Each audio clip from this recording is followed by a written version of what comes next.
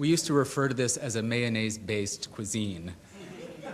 Beige, with an occasional twisted orange slice as garnish. If you were dining well, maybe a crabapple ring.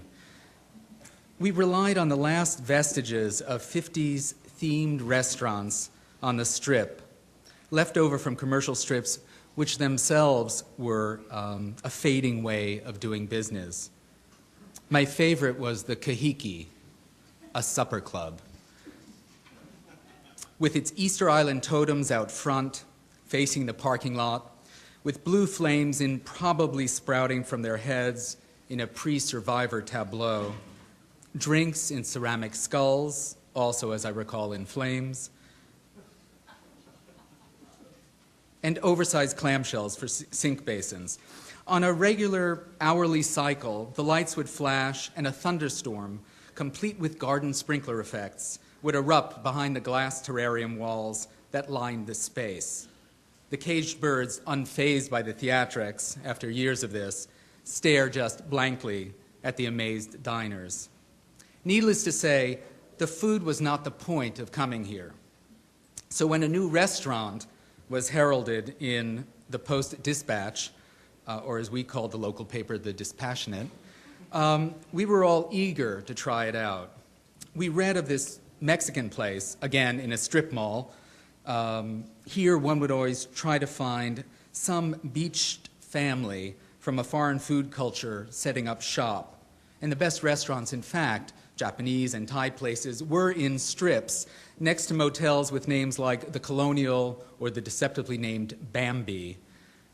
With the coming of newer, larger malls, these enclaves offered cheap rent. The reviews of this place had been good, though, with words like authentic, not to be missed, sopapillas like pillows. We went with all due expectations to find, yes, quesadillas the size of flying saucers, but filled with the flavors of craft, rather than queso blanco, cheese food, topped, again, probably with Parmesan cheese from a green shaker top. Clearly, the refried beans were the lunchroom fare variety out of a can. We'd been had, drawn in with the promise of a little heaven, and all we got was a dollop of Miracle Whip. I thought then about Columbus, the city. In its earlier incarnation in the mid-'80s, when I had first arrived there, it was really finding itself as a city, something more than a governmental center and a seat of a large Midwestern university with unsafe, unattended inner-city neighborhoods, grappling with what it might be. The city, of course, has grown since then, and there's been investment downtown. A former farmer's market is now linked with pedestrian areas to a new stadium, a new convention center by Peter Eisenman, and adjacent to all of this, a new hotel, fitting within the grid of streets, and new housing. The highway that ran in a ditch that separated downtown from its near side residential neighborhoods was capped with buildings on either side, creating a continuous path between them. On campus, the former strip of bars has now been replaced with retail, restaurants, and housing. The Wexner Center, an arts center, sits at the edge of campus, another potential link between town and gown. And between this mile or so, the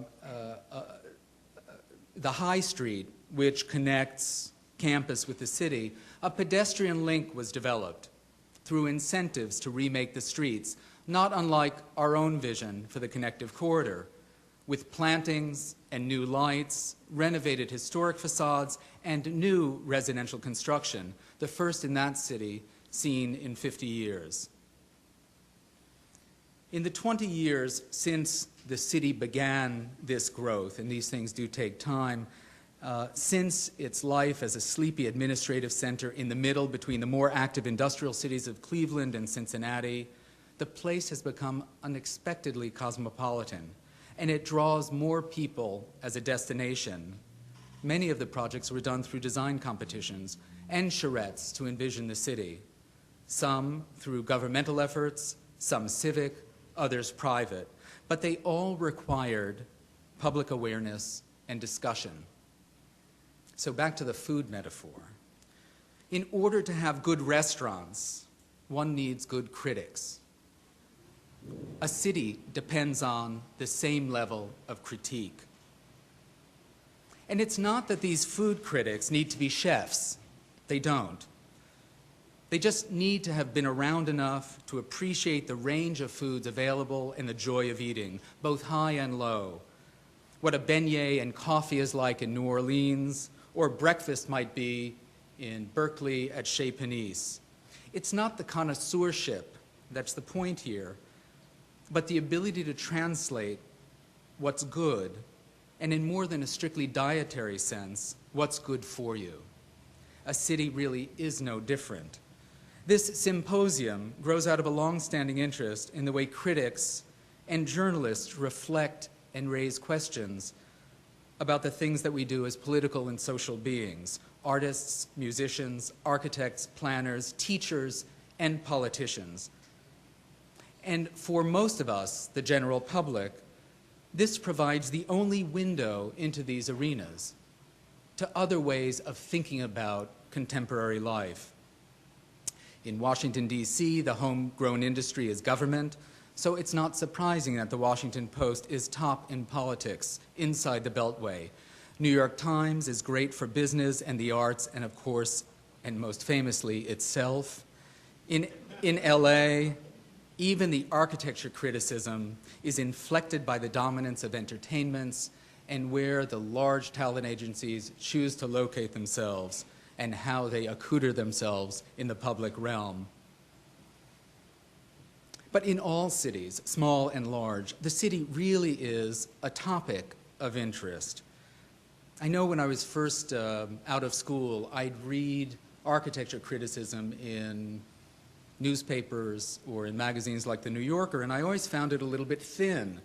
And I wondered, well, you know, when I read the music criticism, it always sounds really in-depth and fascinating and interesting and complex.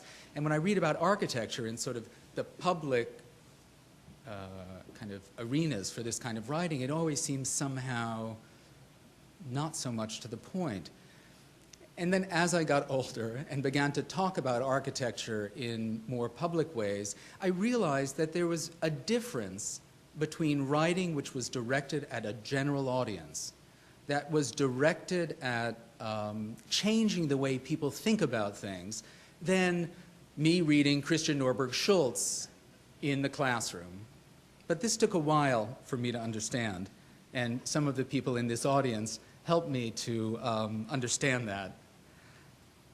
So it seems to me that the idea of journalism is to teach, and to teach non-designers, to create a bridge between what we know as designers and architects, between disciplinary knowledge, but also to perform as activists in the tradition of muckrakers like Upton Sinclair or the photojournalist Jacob Riis, documentarians bringing to light the ills of contemporary society. In the US, there are few enough art critics, but fewer writers with an eye, maybe it's the stomach, for the city and architecture. As architects, we're often not in a position to speak for ourselves beyond our own community. And if that's the case, how will we expect others to learn to judge what's a good building? What are the qualities to look for? Is it attractive? Is there commodity? Is there delight? Do we look at the way it works? And where do we draw the line separating between a strictly functional analysis of worth to anything more elevating, symbolically, or in terms of the space? Obviously, to keep the wind and the rain out is necessary, but is it sufficient? We can worship in a storefront, and we can worship in a cathedral. In the United States, we're in a country in which decisions about what gets built and where is most often derived from market forces. Who then will critique the quality of the public realm? Who will know the difference if the public isn't educated? And given that the arts in general and urban planning and architecture are given short shrift in early education, how else can we have an informed populace? And as you'll hear today, I hope, through the speakers and through the discussion, The larger issue is not style. When in a city such as ours, we see retail development still in a very dated mode, when we still hear people talking about closing down streets, when we hear of demolition of historic quarters of the city in order to build historically themed garage buildings without activity on the street, or putting more garage space because of perceived lack of parking, with, in fact, the lack of critical mass of activity downtown, who will be able to critique? Who will know the alternatives? Cities are really the most complex thing that we produce as a species. We do have a role in advocacy, in policy, as well as design. The press can offer a broader range of opinions in the way that they report. It's really our obligation to read, but in fact, their words give us the options. This conference has been the work of many individuals, and I'd like to recognize a few of them. I'd like to recognize Matthew Aitchison, our first Upstate Fellow, for all of the weeks and weeks of work coordinating between 10 speakers, and I know you've all heard about your PowerPoints or your bios or your headshots, but they all somehow got into this wonderful program, which was designed by Marissa Terone, one of our faculty members. Matthew worked with our symposium committee, headed by Susan Henderson, with the help of Professors Laurie Brown, Terrence Good, our assistant dean, Katrin Hansen, Mary Kate, our communications director, and Sylvie Prendergast, all helped to keep this organizationally running. Also, thanks to Carl Yost, who worked on this project before graduating from the arts journalism program here. And Carl comes to us from New York, where he's now working for Raphael Vignoli, doing text and doing writing, and already participating in the kinds of things that he only wrote about while he was at school. Again, thanks to Barbara Opar, our librarian, for organizing all of the materials that you see outside.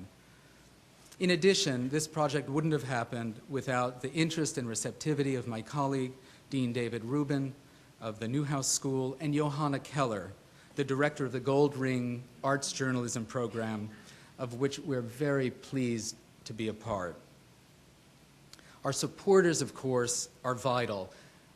I'd like to recognize Bill Menking, the publisher of the Architect's newspaper, who is in fact our sponsor and was for the exhibition Syracuse Builds, as well as this symposium. And I think Bill tells me there are about 150 copies for free outside. I think this is trying to get more people in the door, so thank you for bringing those, and subscribe.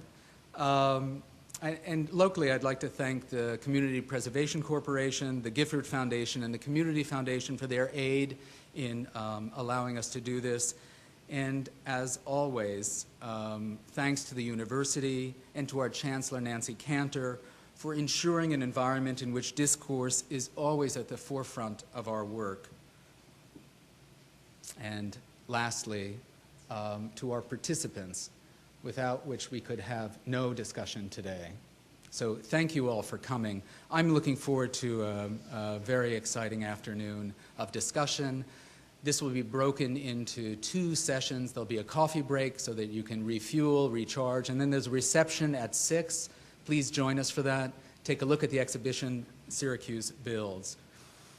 So with that, I'd like to introduce David Rubin, the Dean of the Newhouse School of Public Communication. There are longer bios in your program, so I'll keep this brief.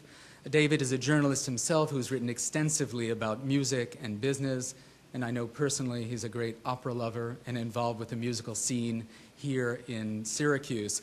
And after 18 years as a dean, which I find remarkably admirable, having done this just for a little over 3 myself, he's also the person who's responsible for bringing that striking new building by Polshek and Partners for his school, Newhouse 3. David Rubin.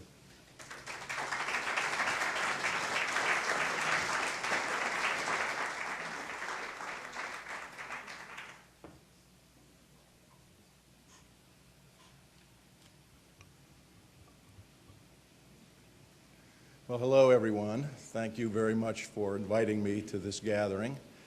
I played a very small role, I guess 3-4 years ago, in bringing Mark to the campus to be the dean. I'm very pleased about having been able to do that.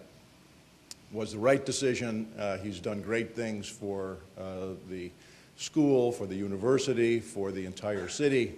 And he's also, as you can tell from his speech, he's a very funny guy and one of my favorite dinner companions. And when he's not in such a public place and he lets himself go, let me tell you, you'd be surprised what he has to say. Let me tell you how it is that I come before you today, because I'm a bit of a fish out of water here. I am a lifelong regular newspaper reader. I have worked for newspapers. I still read 3 newspapers every day, the New York Times, the Wall Street Journal, and the Syracuse Post-Standard. I may be the last person in America who will be reading newspapers, but more about that in a second. But I am also almost wholly ignorant of issues of design.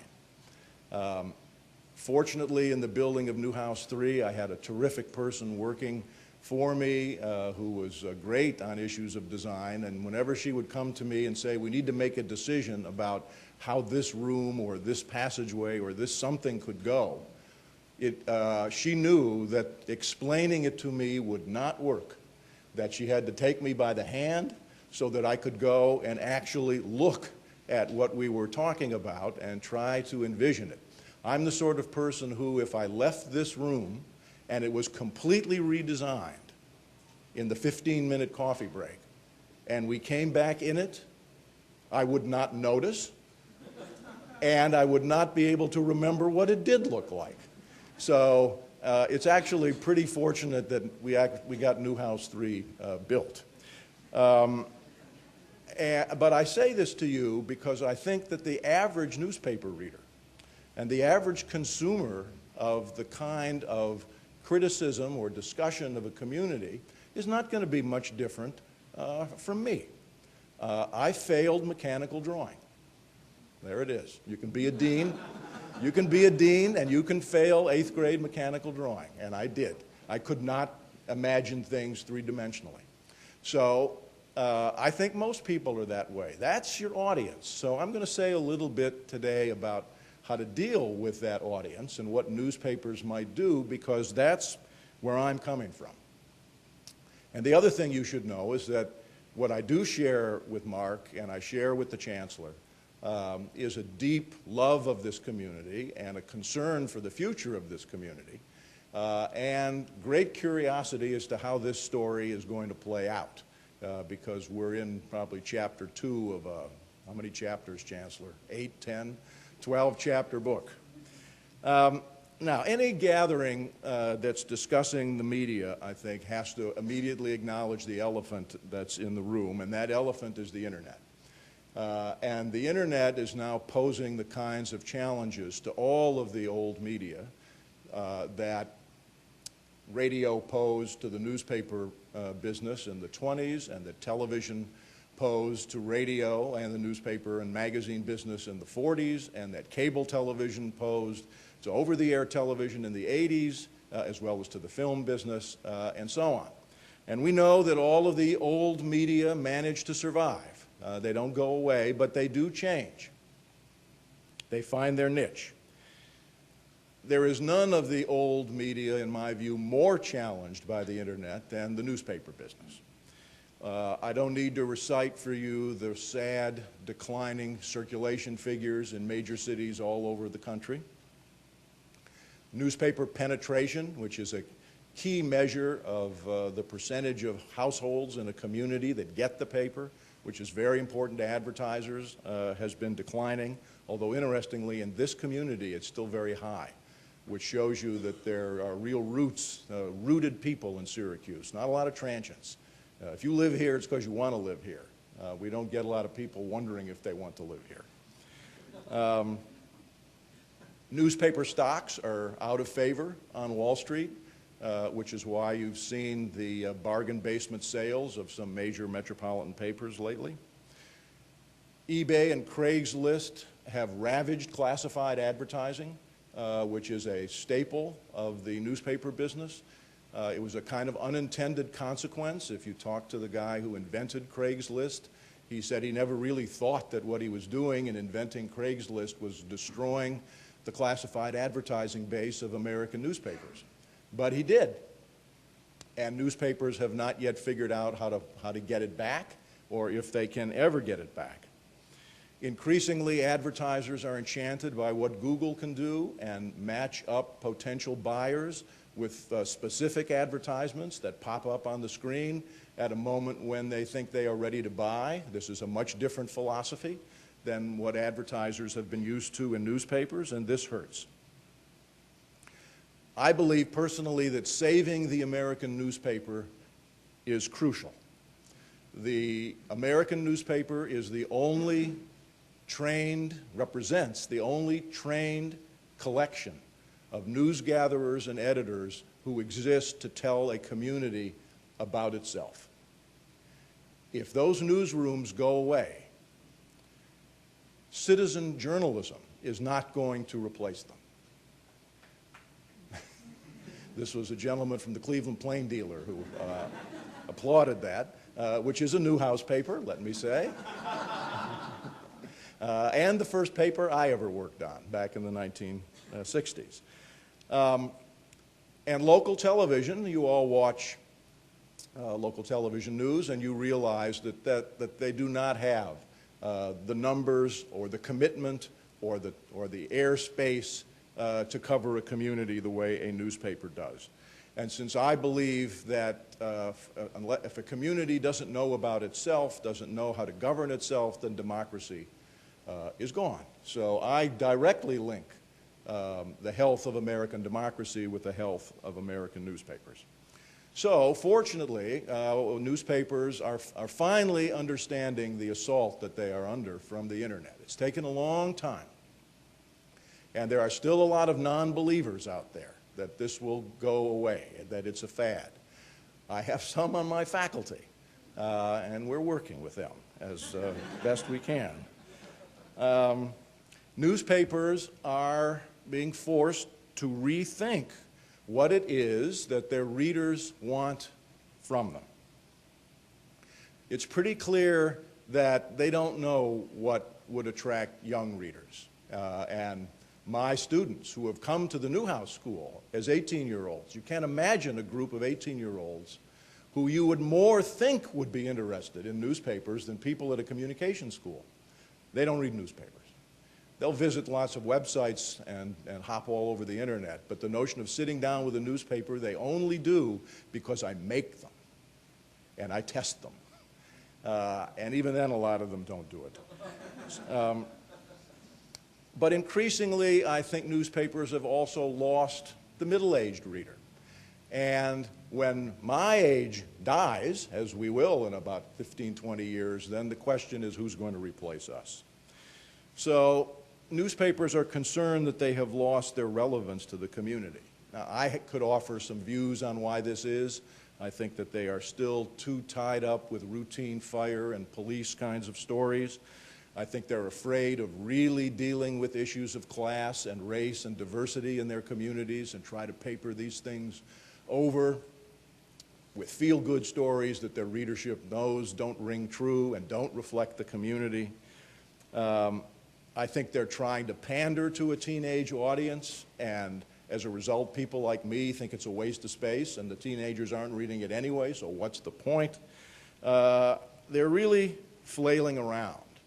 What they don't do are things that would, I think, get people to read. For example, not nearly enough about local political processes and how decisions get made. How is it that things happen in cities? That's really interesting reading, if you can get the story and if you know how to write it up.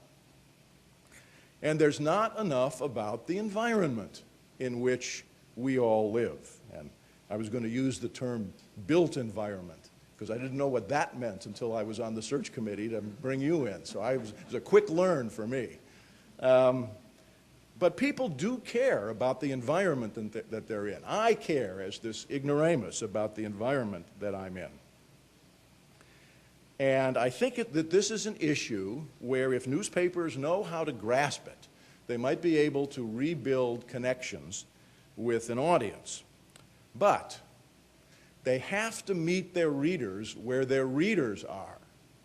They can't force their readers to go where they want them to go, at least certainly not in the beginning. Let me give you a couple of examples. I live in a suburb called Fayetteville. To get from Fayetteville to the university, I can come down Genesee Street, which is a main east-west artery, and it goes through a bottleneck that's known as Linden Corners. Since the summer, there has been a construction project on the streets on Genesee and in the Linden Corners area, which has been a nightmare for all of us, and there are many thousands of us who live on the east side who have to go through this area every day. Now, I recognize, Mark, that a road project is not the sexiest thing to talk about, and maybe it doesn't even come under the definition of architectural criticism. But let me tell you, this matters to people on the east side, and there are a lot of us.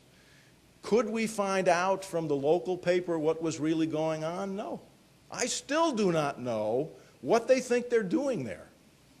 And in fact, I and most of us have concluded it's completely a boondoggle to spend state money to do something with a road that never needed it. So far as I can tell from the outlines of where it's going, the traffic pattern is going to be worse when they're done than what it is now. I don't understand why they have routed traffic the way they do. We don't understand why it's taking so long. We don't know why it is that on certain days it's almost completely impassable and other days it isn't. In other words, this is what newspapers need and what Rupert Murdoch's genius is, a running story. Newspapers need stories that are in the paper every day, and that people who get the paper know, if I don't get the paper today, I'm going to miss chapter 2 or chapter 3 of that story. And so I better stick with it. But, and I know I'm being critical here of the Post-Standard, which is also a Newhouse paper, but it's the paper I read locally, so I don't have much choice. I think that the Post-Standard missed the boat here. They had a chance to cover this story to a fare thee well, and not only explain to all of us what was going on and why it might be better, or why it was going to be worse, and get on the state transportation people for it, and save us all a lot of heartache trying to figure this out. It would be a start on explaining the environment to people. Another example, when you're in this traffic jam, trying to get through Linden Corners and beyond, you'll see on your right the greatest supermarket in America, Wegmans. Am I not right, Chancellor, about that? Wegmans, fabulous supermarket. I think it's got Whole Foods beat 10 different ways. Well, I can hold faculty meetings in the aisles at Wegmans. Everybody goes to Wegmans. It is, and everybody knows Wegmans, and it is a jewel of upstate New York. It's one of the great companies to work for, lots of money given out in college scholarships. They have been going through an enormous rebuild, and there's even more coming. How much have I read in the local paper about that? Hardly anything. But that's where everybody is. And it would seem to me that if the paper wants to connect with where the people are, then you write about where they are and tell them what's happening with Wegmans and what's going to happen with the Shoppingtown Mall, which is either going to be developed or not going to be developed, and so on. In short, the paper doesn't understand where its audience is and what it wants to know and needs to know, and it has to start there. Newspapers are also weak on explaining process. I did my doctoral dissertation at Stanford on the subject of nuclear power plant siting. This was early on when the country was still building nuclear power plants, way before 3 Mile Island. And it became clear to me that the public could never get involved in the very important issue of where you put these power plants if the public didn't understand who made the decisions and on what timetable and where they had a legal right to intervene. So I investigated that, and then I did a content analysis of the local newspapers in the San Francisco Bay Area looking for process information, trying to answer the question, did the newspapers make it possible for the readers in Northern California to be a part of the process and intervene in the process by explaining the process for siting plants? And the answer was no. They didn't. They didn't think that that was news or newsworthy. And so as a result, the public stands back and they watch these things get built. They have no way of getting involved if they wanted to. Now I'll bring that around again to Syracuse. We have a developer in Syracuse, Robert Conjal, who on my own television show I call our so-called developer, because he hasn't developed a whole lot in the 18 years I've been here, but he talks a good game. And he is building he's expanding a basic big box mall, the Carousel Mall here. And he says that he's going to go beyond that and build a Xanadu called Destiny USA. But the torturous process whereby this has happened and will happen is seems to be so unbelievably complex and so sporadically and poorly covered that the public, me, has kind of thrown up its hands in despair and no longer understands what he's doing, why he's doing it, and how, if at all, we have any role to play in what, if it happens, is going to have a huge impact on this community and on what Mark wants to do, what the chancellor wants to do, and so on. And I think part of Conjal's strategy is he knows the more complex he makes it, the more difficult it is to follow the process, the more you have distanced the public, and they won't get involved because we can't get involved. So for me, Conjal is the perfect, everyday, long-running, repeatable story, but not the way it's happening. The way it's happening is that he has a terrific public relations team. That he does have. And every Sunday they come out with the next great extravaganza that's going to be built up at this Destiny theme park. Well, that's not what I'm looking for. I'm not interested in what his promises are. I need to know what is the process whereby this is all going to happen and where I can get involved.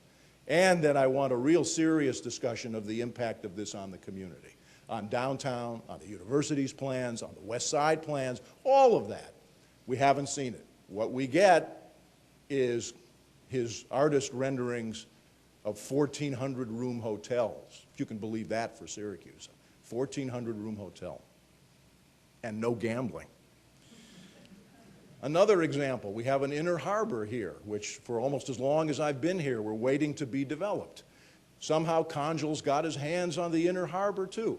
Nothing ever happens. What's the process? Don't know. Who's in charge? Don't know. I remember about a year ago, a woman who says she's in charge of the inner harbor got up in a public meeting and she said, I'm tired of waiting on Conjal. We're opening this up for bids to other developers. I said, hallelujah. I praised her on this local TV show I'm on. That was a year ago. Nada, nothing. Still Conjal, still nothing in the inner harbor, still no plans, and I still don't understand why. Process, on-running story, no coverage, disconnect. We have a cynical community now when it comes to him, to these projects.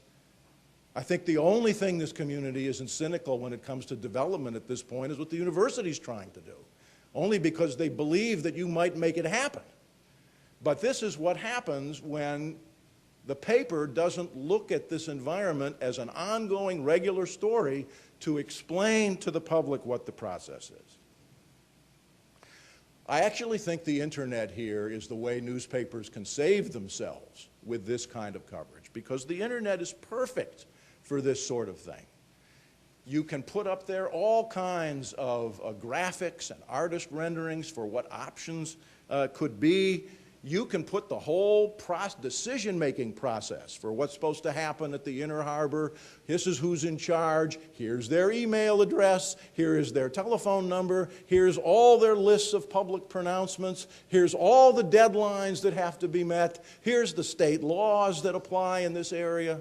I understand that a newspaper couldn't run all that every day, and they shouldn't have to. But it all can be on the internet for people who want to get involved with the process.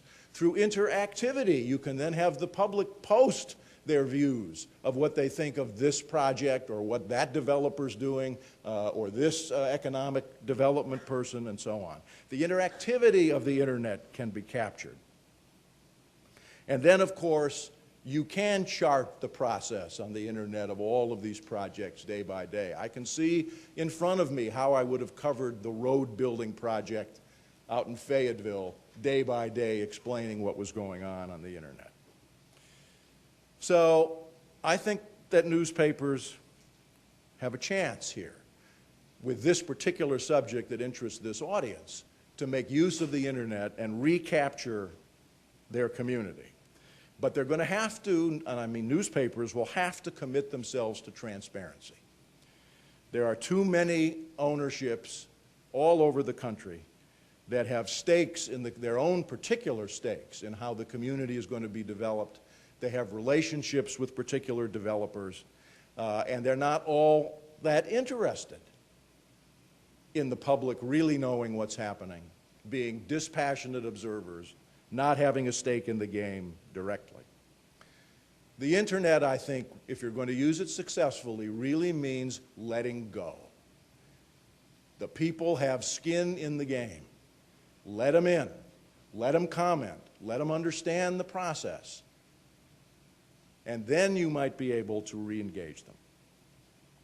So, in conclusion, I hope that one of the subjects, either in the panels or at dinner or over coffee that you can discuss, is how newspapers really could start building those connections with their readership again and use the subject of the environment in which we live, roads and supermarkets and hotels and everything else, to get readers back, get them interested in the paper, and, as I said, save American democracy. And I think that will be a great thing to achieve. Thank you very much.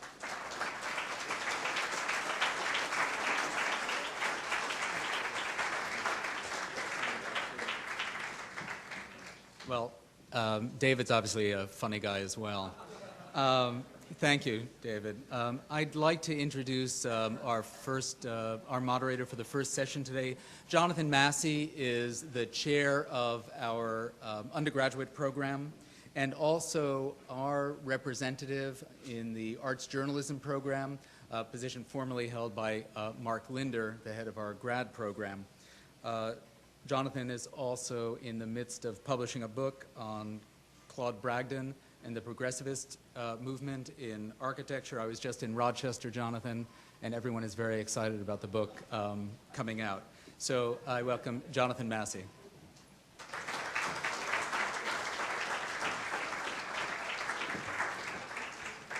Thank you, Mark.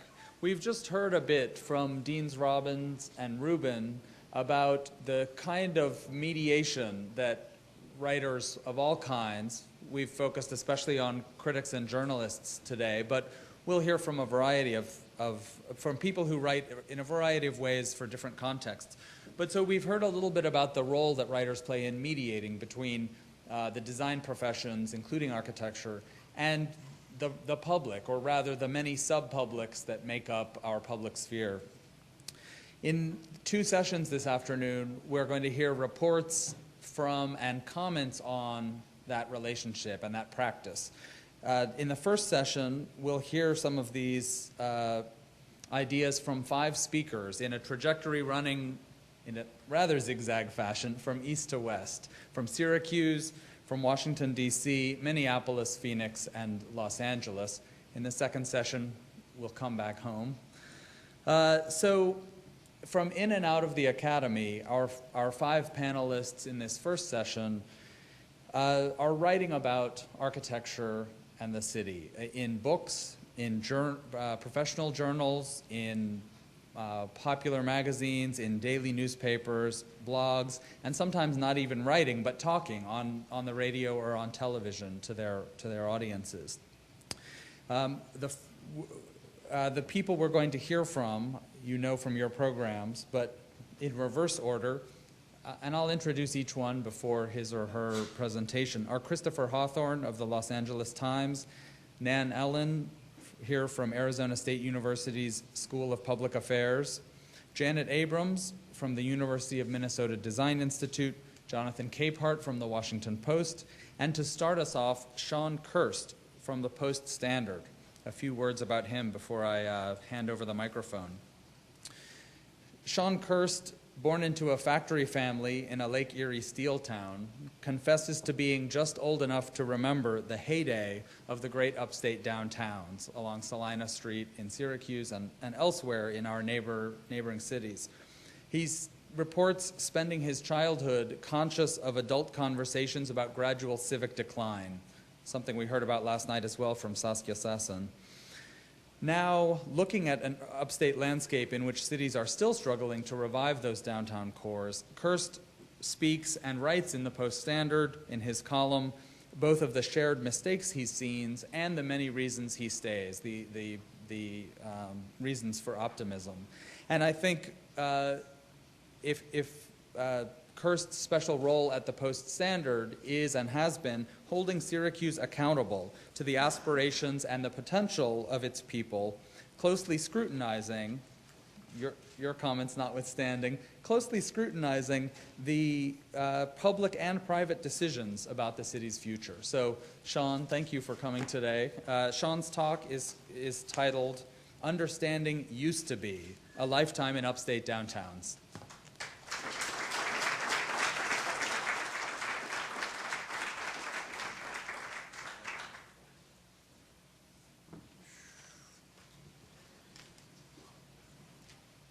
I thought I'd start this, Dean Rubin. This will make you happy because it's another story we haven't written, so it'll give you something else to talk about. But I thought I'd start by saying, especially to our friends from California, this is the birthplace of Irving Gill. Irving Gill was born in Tully in an incredibly beautiful part of Onondaga County. Came into Syracuse, had no classical training, went to high school here. Went to Chicago to join a guy named Joseph Silsby, who built the Syracuse Savings Bank, and worked with both Wright and Sullivan there, and then ended up in California, where he became one of the seminal and great American architects. And in the way these things go in terms of not knowing our own story as a city, he's forgotten. One of the great American architects born here, and we don't talk about him. I wrote a column yesterday where I talked about being a pair of brown shoes on a black tuxedo. That's very much how I feel with all of you. I am no classical architectural student. I only write from the gut. So this is a great honor to be on this panel, and I appreciate the invitation. What I will do is I will come here as an emissary of the people born and raised upstate. That will demand a little bit of biography. And here's my deal with biography. I hope this works. It seems to work as a columnist. That I think biography is a little bit like when you're on an elevator and somebody shows you a baby picture, especially if it's an ugly baby, and the way you react, right? The issue with this is that if I hold this wallet open and show you a photograph, I am hoping you see your reflection, and if you don't, then go get some coffee. But thank you. Much better. This is just very quickly. My parents were Buffalonians. My father grew up in Father Baker's Orphanage, which is an epic piece of architecture. You see it from 10 miles away when you're coming into Buffalo, a great basilica. My mother was of Scotch immigrants. Her parents were gone by the time she was 3. She was raised by her sister, a longshoreman family. They were working people in Buffalo during the great days. Mr. Campbell and I talked about that a little bit. And really, Buffalo was their America. They were new Americans, in a sense, and fell very much in love with the city. And by the 1950s, it was starting to go. You can even argue that during the Depression, it was starting to go, really, that the war provided sort of temporary respite for with the since the rest of the world's industry was ravaged. But as a child, I remember vividly being in the kitchen. My father moved to Dunkirk, New York, a small steel town on Lake Erie. And I remember being in the kitchen and when those fumes of coffee and cigarettes, and my parents sitting at the table and constantly talking about used to be, wondering what had happened to Dunkirk's downtown, wondering what had happened to Buffalo's downtown, where in the early years of my childhood you would drive in to see the Electric Building and to see these great works of architecture in downtown illuminated for the holidays, and just this profound and powerful sense of loss about who's leaving the garbage along our roads, what's happened, why are people moving, what's gone wrong. And as a child, there are reporters and there are columnists and there are critics, and I knew I would be a columnist because when I was 11 years old, I had something to say, like, what the hell's going on upstate, right? So let me tell you a quick story about Dunkirk, New York. Dunkirk, New York, population 20,000 in 1960. They decide Route 5 runs through the city. They put a throughway exit on the outskirts of town, railroad town. Buffalo to Chicago. New York Central is gone by 1963, and they decide downtown starts to go to hell, right? So they decide, what are we going to do? Well, of course, what do you do when your downtown starts to go to hell? You take urban renewal money, you level the middle of the city, you bomb it out, and then you build a mall, right? That's the answer, you build a mall. Except the problem in Dunkirk was they leveled the middle of the city, ran out of money. Sears said there's no reason for us to come to Dunkirk, and they never build them all. So if you go to Dunkirk, New York today, which is where my folks are buried and where I still go back, the city is like a ring of old buildings around this great bombed out area that was never built. And so I thought, man, that's Dunkirk development. What a mistake we made in Dunkirk, right? What a mistake we made in Dunkirk. Except then I go to grad school in Erie, Pennsylvania. In Erie, Pennsylvania, if you don't know this, Erie, Pennsylvania got it in a trade with New York State. It's actually an upstate city. It's right on Lake Erie. If you look on the map, you can see the little lip that comes around. Erie is an upstate city, except they couldn't call it Erie County then because Buffalo got that. But I go to Erie, Pennsylvania, and I live in an apartment across the street from a downtown mall. The problem with this mall is that it was empty. It was incredible in kind of a romantic, poetic way, because you could go in there and walk around in your footsteps. You know, it was great in that sense. But it was dead. It was already dead. This mall that I'm sure they thought was going to save their downtown failed, okay? So in the meantime, from there, I go to Niagara Falls, New York. Now, Niagara Falls is it's just the gold standard for failed upstate cities because let's talk about this for a second, right? What do we all want? Mark, what do we all want? We want tourism, right, Mark? That's going to save all these upstate cities. We're going to rebuild the Erie Canal, and everybody's going to come upstate for tourism. Well, Niagara Falls, New York gets millions of tourists every year, right? It's millions of tourists every year, and what's the problem there? Well, the South End, downtown, doesn't work. So you know what they do in Niagara Falls, near this, a natural attraction that I swear to God is like the voice of God. If you're a runner and you go to Niagara Falls, get up at dawn and run on Goat Island, because at dawn the mist comes up, there is no human voice, that falls roars, and you have it to yourself, and you remember what that thing is. But in Niagara Falls, they decide they're going to build a mall. So what they do is they level the old commercial areas downtown. All these attractions go across the river. All that honky-tonk tic-tac in Niagara Falls, Ontario, that people actually used to be in Niagara Falls, New York. But that's gone now because they leveled it, and they put up a mall that, the last I knew, would become a discount mall, which is the great American solution to failed malls, which then fail themselves, and eventually you knock it down, right?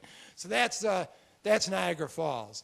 So I also lived in Rochester, where Rochester actually had a little bit of a clue. A guy named Victor Gruen in the 1950s built a downtown mall that functioned for about 20 years. It actually had something to it, but just they're knocking it down this year. That's going to go, and there's some sadness involved with that. But I then come to Syracuse, where, let me segue for a second. There was a great writer, journalist named Bernard Fall, who was a master's student at Syracuse University. He was a prophet about Vietnam. He went to Vietnam in the 1950s and early 60s, and he said, we will not defeat the insurgency there. He watched what happened to France, and he said, the United States cannot overcome that insurgency, right? And he's got this one passage in this one wonderful book where he talks about seeing the American military in 1965. And there's, you know, they're landing all their boats and the choppers going up and all. And he thinks, man, maybe they can win this war, but if they do it, we're going to lose Vietnam, right? That's an observation he makes. Well, I come to Syracuse, where our answer has again become a mall, but not just any mall. We're talking about a billion dollar enclosure. And as a journalist, my question is, if we win the war with this mall, do we lose our city? That's the issue. We've got to find a way that if we're going to build this thing, to make it work, make it mesh with the city. And right now in Syracuse, that is not really an acceptable line of conversation, because if you bring that up, like, wait a minute, what about the North Side? The North Side, birthplace of the Six Nations, the Tree of Peace planted by our lake, one of the most historic places in the United States. That's what we're talking about. But if you talk about how is this thing going to mesh with the city, you're an obstructionist. That's where we're at upstate. Now, just to, I suppose I should use my notes, shouldn't I?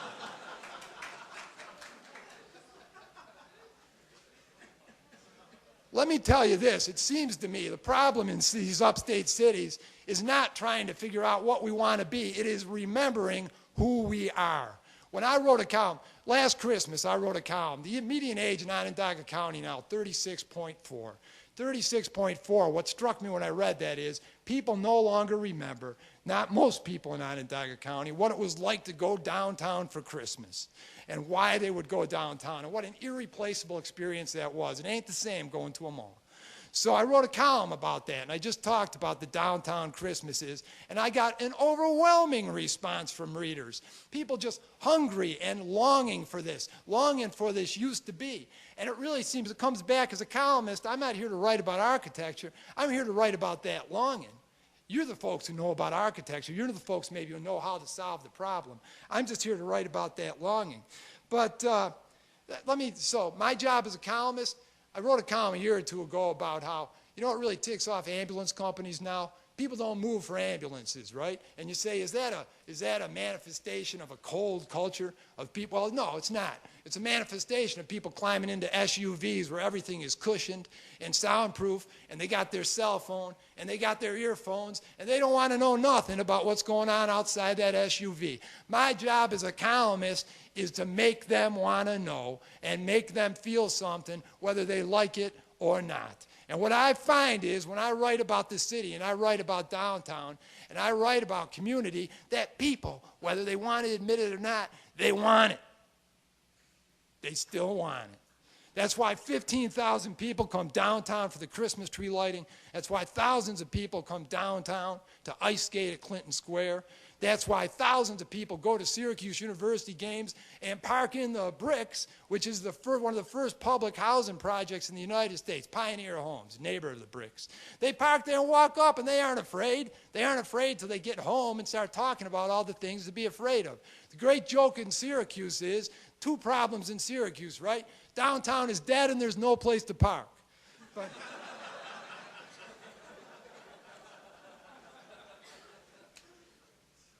anyways, none of this is to, let me tell you one other quick story. Here's my favorite one.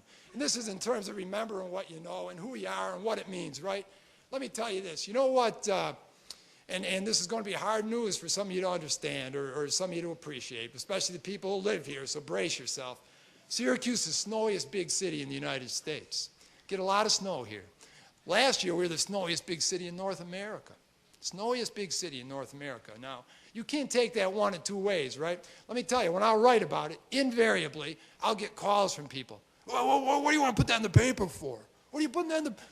No one's going to come here if you say that. Like, you know, Bill Gates is going to come here in some summer and put in a complex with 20,000 jobs, and he's going to get up in October and say, damn it, it snows in Syracuse. You know? It's who we are. We're the snowiest big city in the United States. You know what the snowiest big city in Canada is? Well, Quebec City. Quebec City. Now, when I say those words to you, what do you think of? You think of evocative, glittering, French-speaking, beautiful city. What do you think? You know? And they're snowy. They get tons of snow. Nobody moves away because of the snow.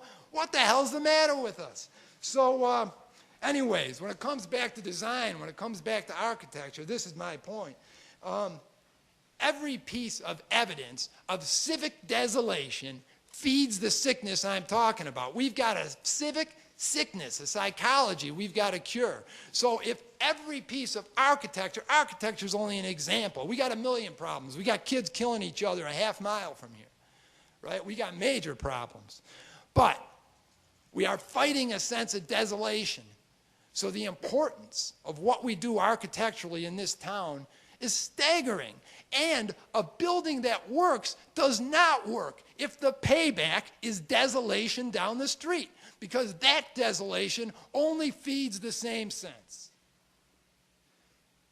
Anyway, if I don't address those realities as a journalist, if I don't address those realities as a columnist, then I am being derelict both to my family and to my readership and to all the people I'm trying to reach. So thank you.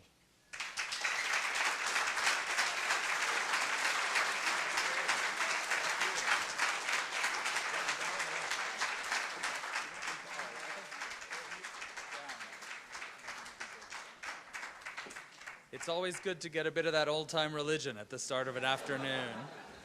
Thank you, Sean. That was magnificent. I think I speak for everybody in saying that. Our next speaker has a slightly different tone.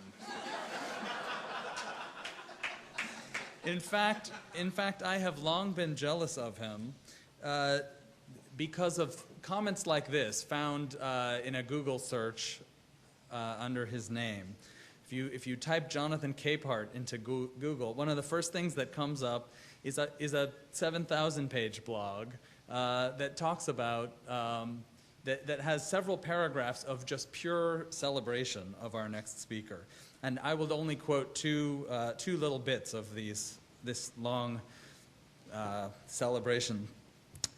Handsome and stylish to boot, always beautifully turned out, he has a modest yet outgoing demeanor, and not surprisingly, lots and lots of friends, not only among the high and mighty, but also among the just folks and working stiffs who make up dynamic New York City. And one other thing. Who among us would not like to be characterized as dapper, dashing, friendly, but with an agreeable air of authority?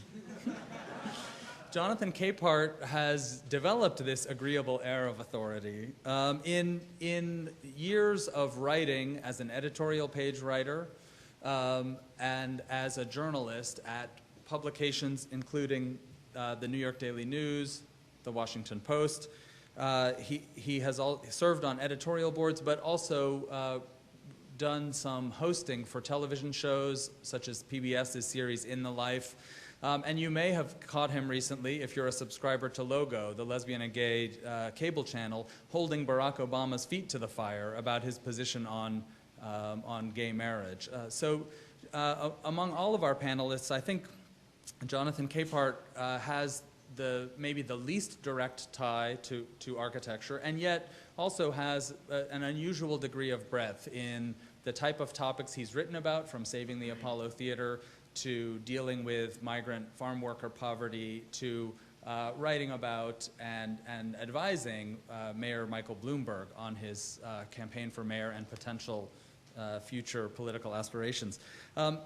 So our next speaker, Jonathan Capehart, his talk is titled, Who Knows?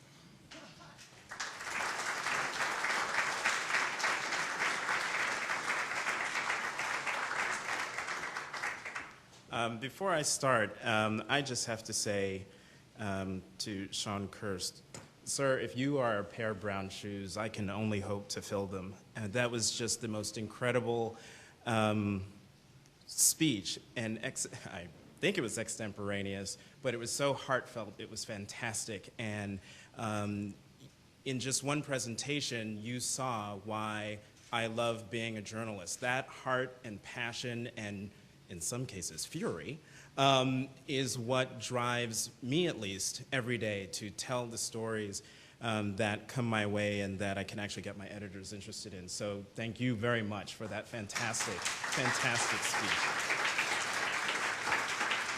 I also want to say, I read your column before going to sleep last night, and one of the best phrases I've seen in a very long time was in that column. The crack pipe of quick dollars.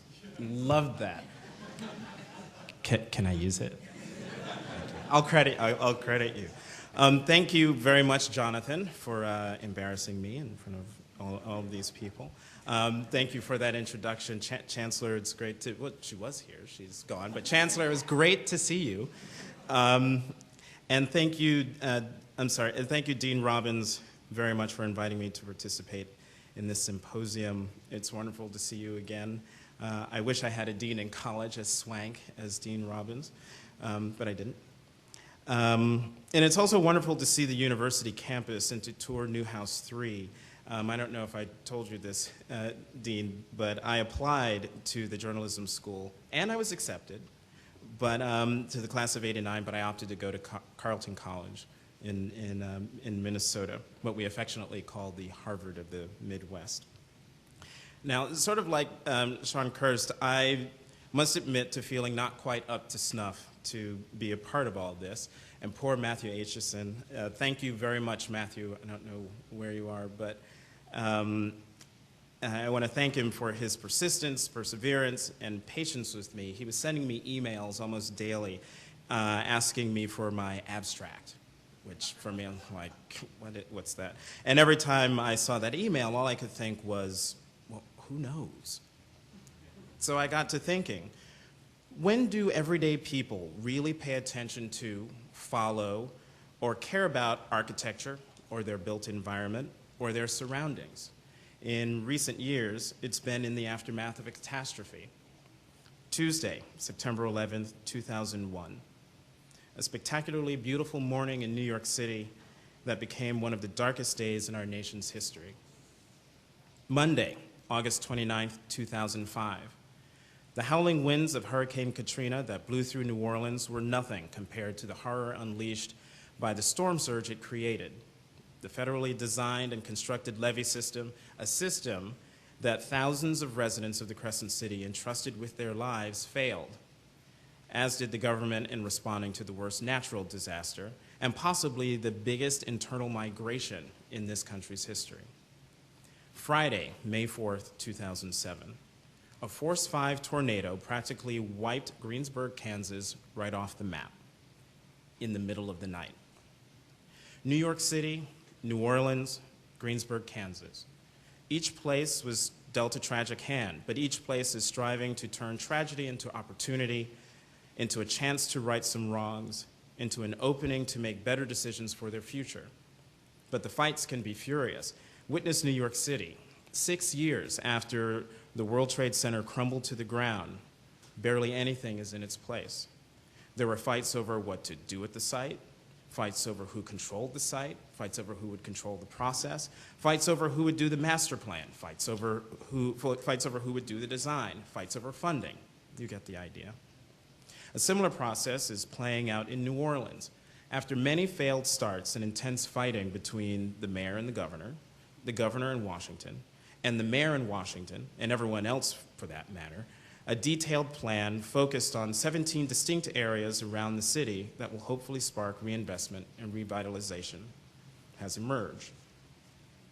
Meanwhile, Greensburg, Kansas is putting both places to shame.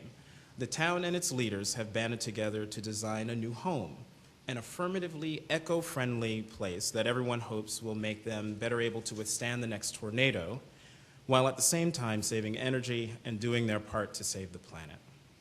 Now, I don't know the particulars of how Greensburg got buy-in from its citizens, but there's no doubt the media played a part. In small-town America, the relationships are more intimate. 6 degrees of separation, and probably more like 2.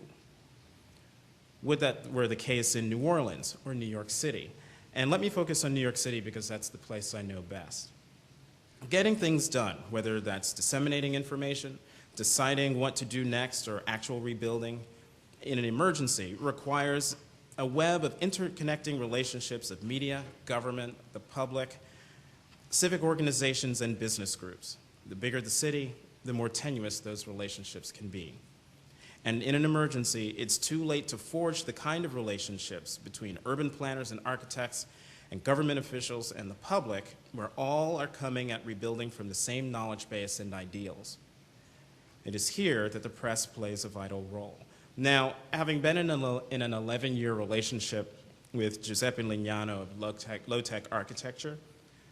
I know what y'all think of non-architecture journalists like me, who write about architecture from time to time, and it ain't pretty, but it's understandable. But I would have to argue that that thinking has to change. With the focus on climate change, sustainable development, green building, architects and urban planners must become more active and visible participants in the conversations that are going on. No longer can you think of yourselves as being above politics. If you want to reshape the way cities look and the decisions that are made, you got to start learning to play the game. And you start by demystifying architecture. Frank Gehry is doing it, one Bilbao-like structure and one piece of Tiffany jewelry at a time. But more needs to be done. Not everyone is or can be Frank Gehry or Michael Graves or Raphael Vignoli or any of the other architects whose names roll trippingly off the tongues of people not steeped in what you do. And as a matter of disclosure, I should tell you that I worked with Mr. Vignoli during my stint as a senior counselor at a public relations firm. He was great fun to work with, sort of an Uruguayan version of my ex-Giuseppe, but I digress. Demystifying architecture is easier than you think. First and foremost, please, you have to start talking in a language that everyday people can understand. And then, you must forge alliances. But that requires a patience and persistence that is in short supply in today's world. It's not enough to have the architecture critic of the New York Times or the Los Angeles Times or the Cleveland Plain Dealer or the architect's newspaper on speed dial. Have you ever sat down with the city hall reporters of your local outlets? How about the media covering the state legislature and the governor? And what about the columnists? Well, you've got Sean, so. But what about the columnists in places where you will one day live or go back to? And what about the editorial boards that can give the governor, the mayor, or the legislature a headache with one well-timed piece? Do you know the governor, the majority and minority leaders of the state senate, the speaker of the assembly, the relevant committee chairs, the mayor, the relevant deputy mayor? And if you don't know any of them, do you know the key person or people on their staffs who you can talk to?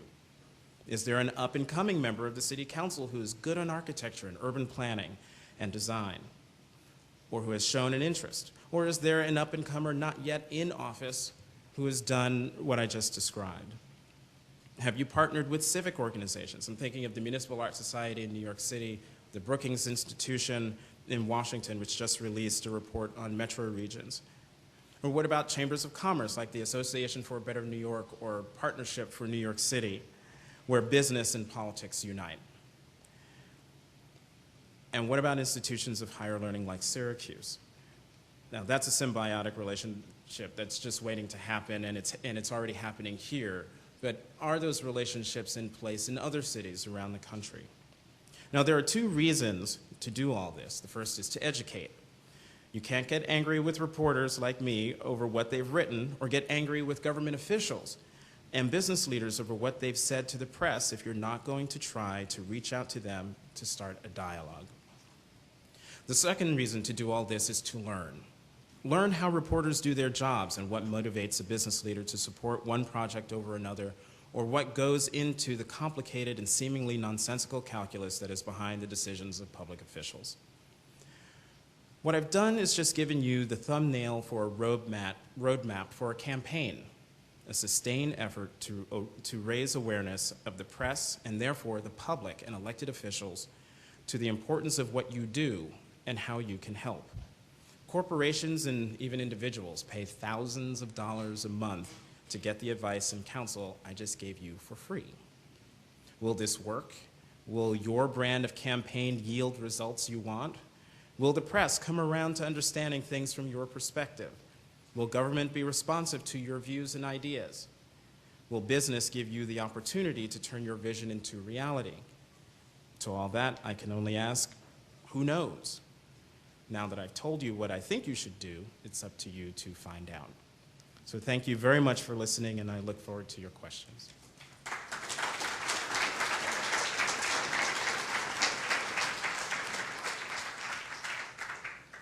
Thank you, Jonathan. We've just heard from two people engaged in writing on a daily and weekly basis in newspapers and other media.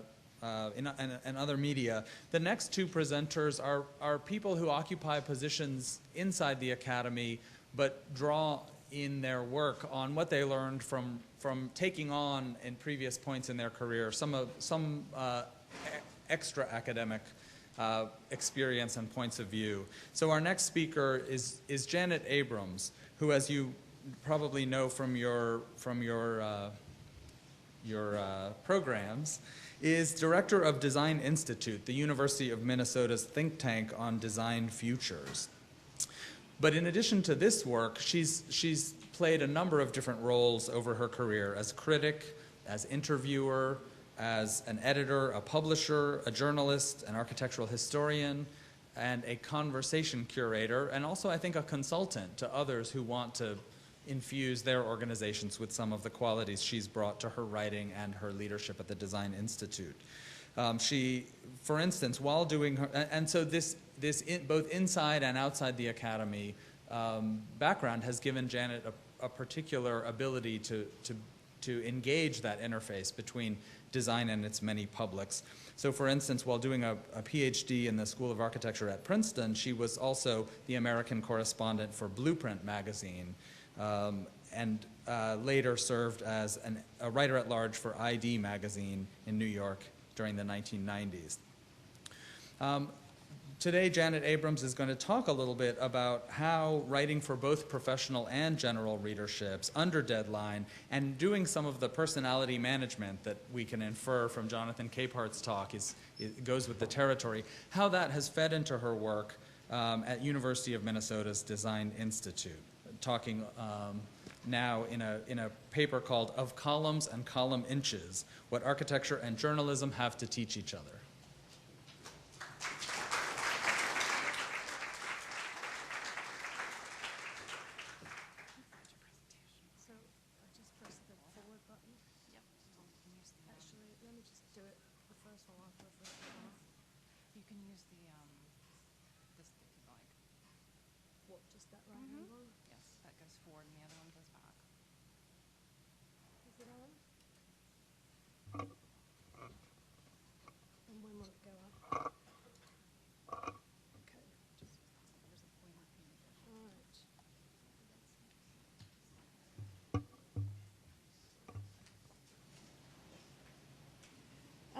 Now I can't see my words. I'll guess what I wrote. Thank you for the introduction, and thank you, Deans Robbins and Rubin, for the invitation to this auspicious conference. As a recovering journalist, which is what I call myself, rather than an active practitioner of the craft, I'm going to discuss the relationship between the worlds of media and architecture, and actually design as well, with reference to two times and places 20 years apart. When I think about the role of media in shaping public perception of architecture, design, and urbanism, it is most vividly in relation to one particular magazine, Blueprint, which I grew up with in the 1980s, and to whose founding and early formation I was witness and participant, albeit at a distance since I moved to the US from London, exactly at the moment of its first issue in September 1983. I started writing for it a couple of years later. I had to get a little bit of my feet under the desk as an actual student, with this piece, a long profile of Peter Eisenman. At first, I was entitled the New York correspondent, then US correspondent, with a business card to prove it, despite the fact that I was at the time on the leafy Princeton campus, a student in architectural history by moonlight, as it were, a stringer for this magazine, which entailed fairly frequent sorties off campus, usually via People Express, to cover new buildings and their architects. Most of them not yet, well, some of them, but not all of them, household names in the US. This might have been one exception, Philip Johnson, who I interviewed for his 80th birthday, and then again 10 years later.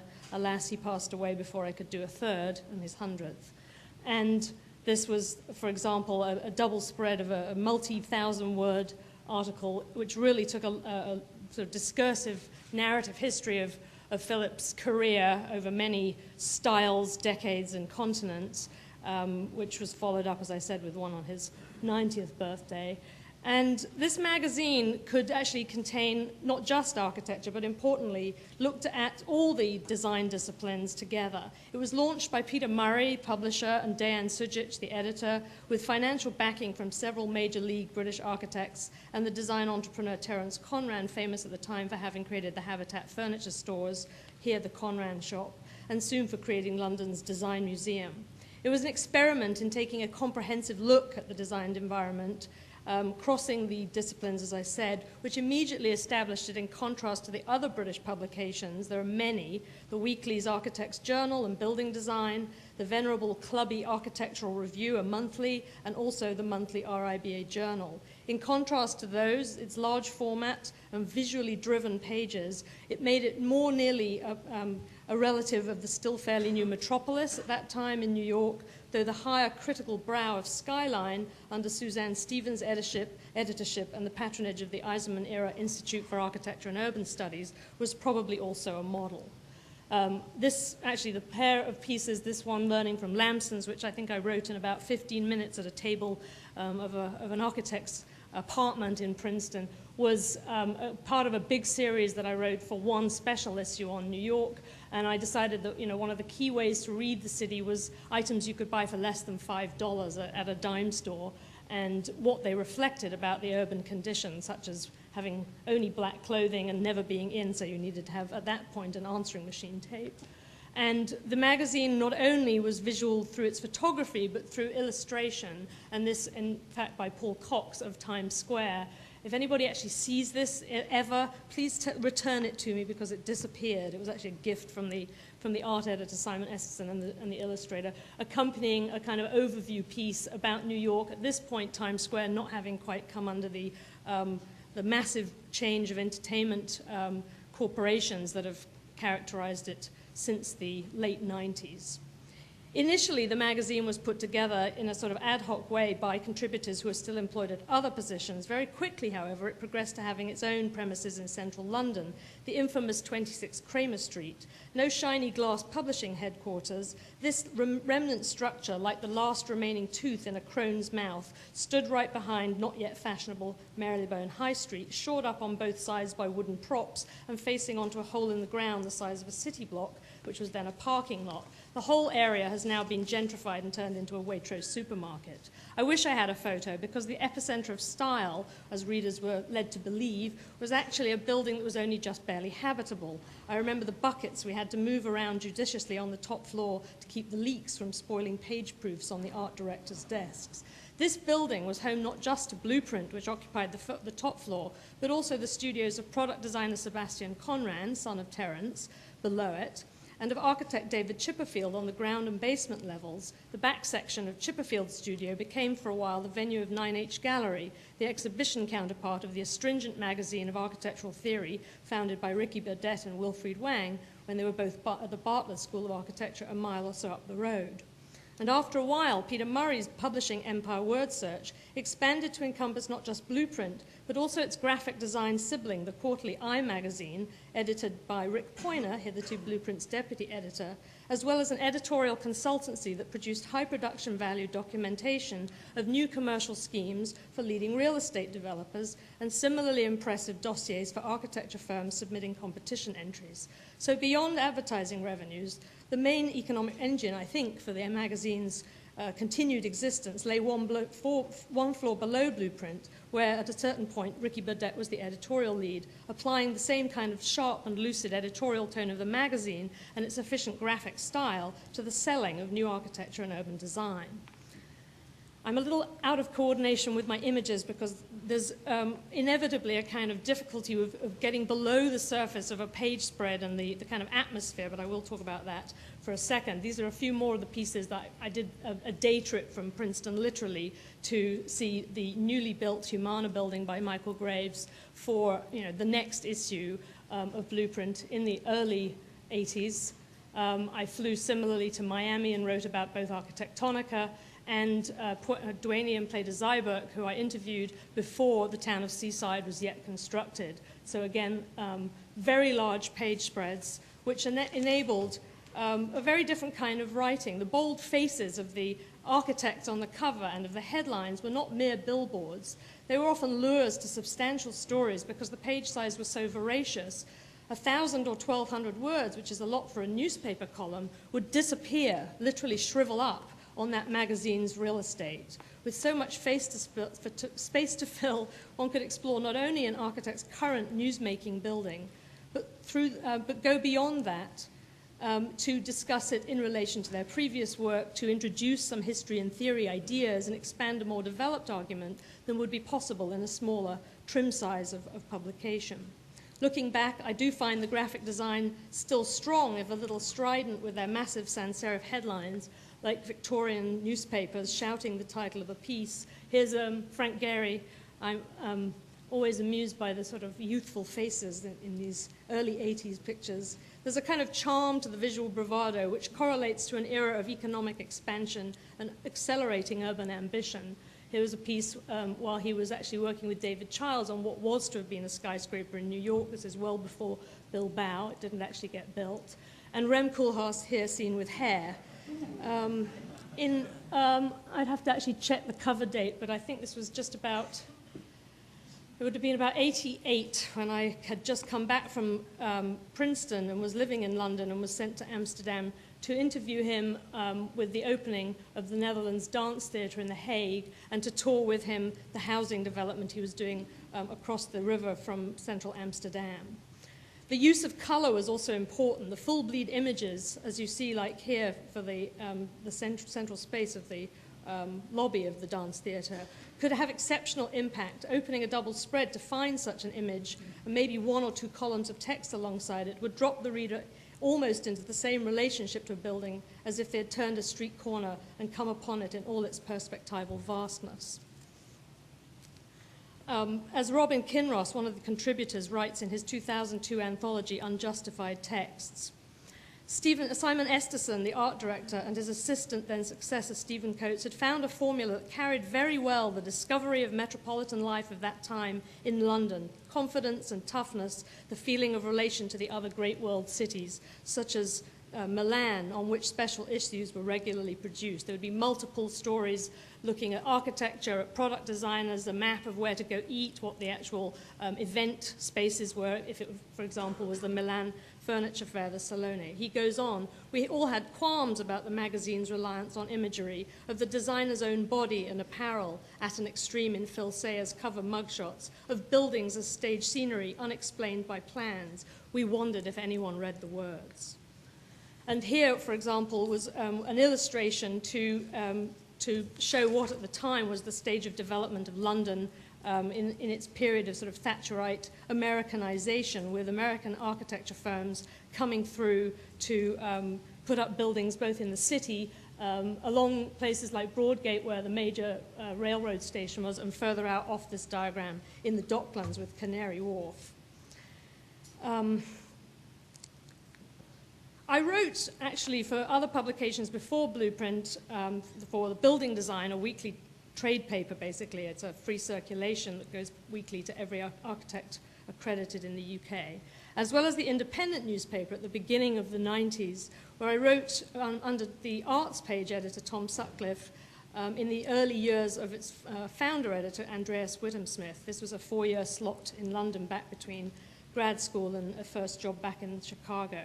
The pace of writing for a daily newspaper was both terrifying and exhilarating, as I learned not only to write to fit, but to do so by 5 p.m. the night before before publication, and without which there'd be a big empty hole, since The Independent was the first London newspaper to use ATEX, a page layout system that obviated typesetters and put the control of the length of the text and the size of the illustration directly in the hands of the page editor, which the writer thereafter had to fit or cut back to fit.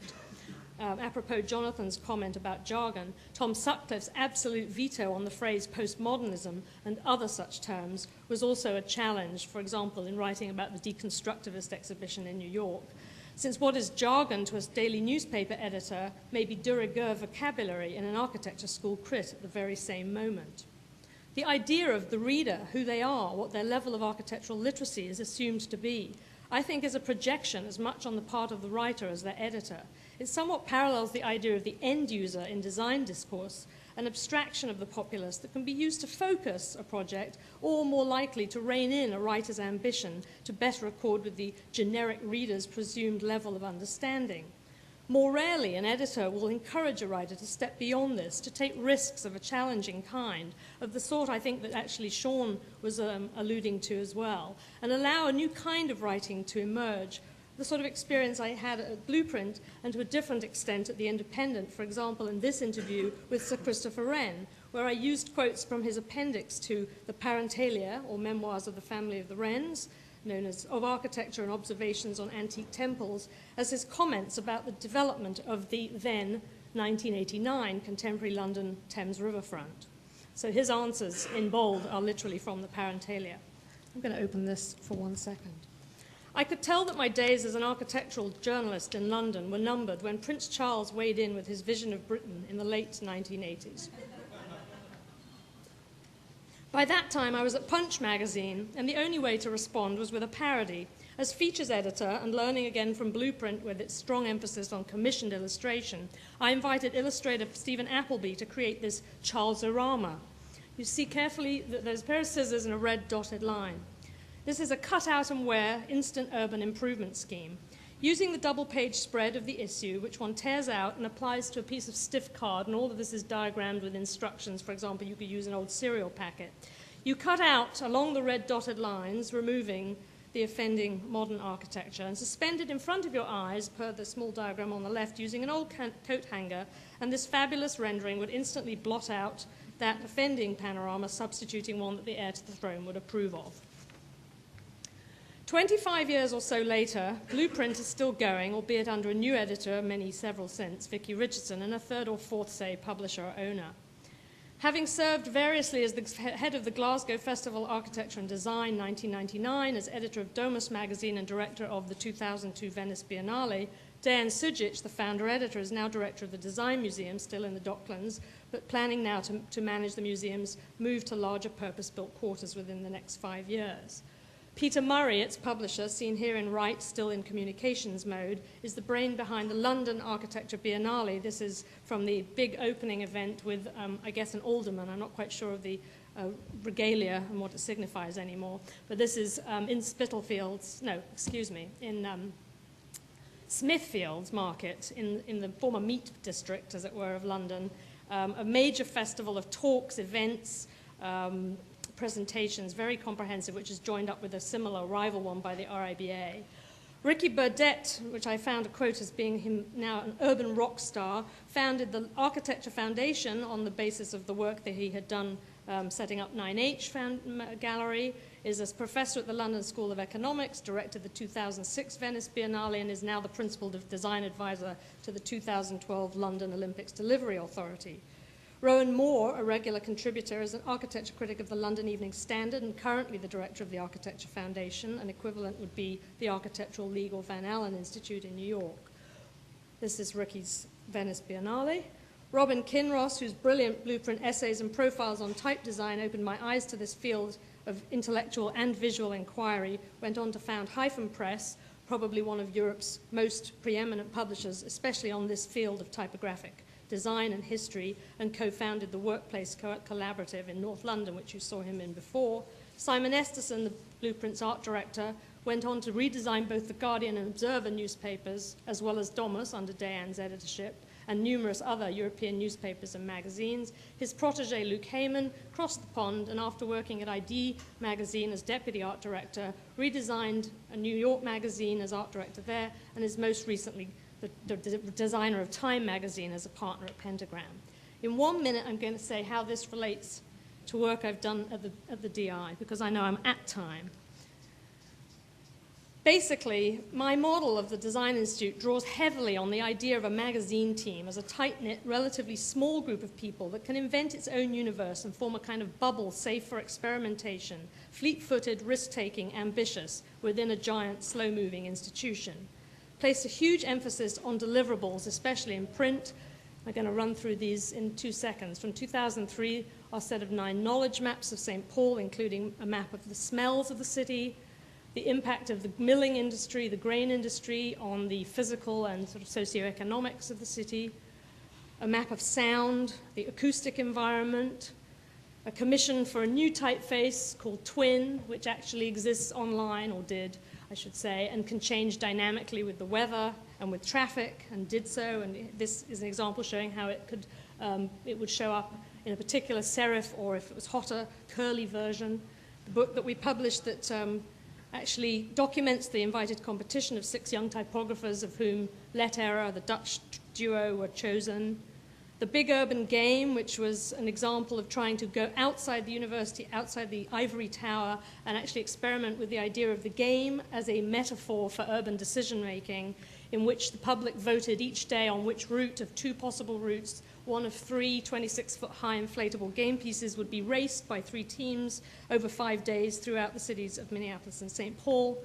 And the active commissioning of both new publications, research papers, but also of deep research on themes that might not be possible in the speed and frenzy of magazine or newspaper publishing, to wit, Elsewhere Mapping, a 320-page volume that we published last year, in 4 sections relating mapping of physical space to mapping of information space. And finally, for most recently, a project mapping digital fabrication resources and facilities, and at the campus and in process, an interactive mapping of sustainability efforts at the university, using a physical table that will enable people to see the relationship of people, places, and ideas on sustainability within the campus. So I would simply say that a magazine like Blueprint has given me a rather unconventional view of what can be produced within an academy, more like a media production company than a traditional academic research center. And I would love to answer questions in the discussion period about how that works within the academy. Thank you. Can I take this? I don't think I was too far over. Thank you, Jen. That's great. Oh, my pen.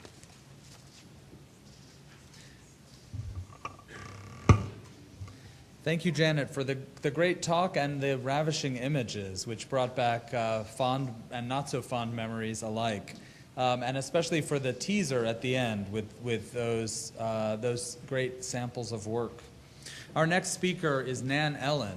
She is Director of Urban and Metropolitan of the Urban and Metropolitan Studies program at Arizona State University, where she is also an associate professor in the School of Public Affairs. She's the author of the books Postmodern Urbanism from 1996, with a revised edition that came out 3 years later, and of Integral Urbanism, a 2006 book.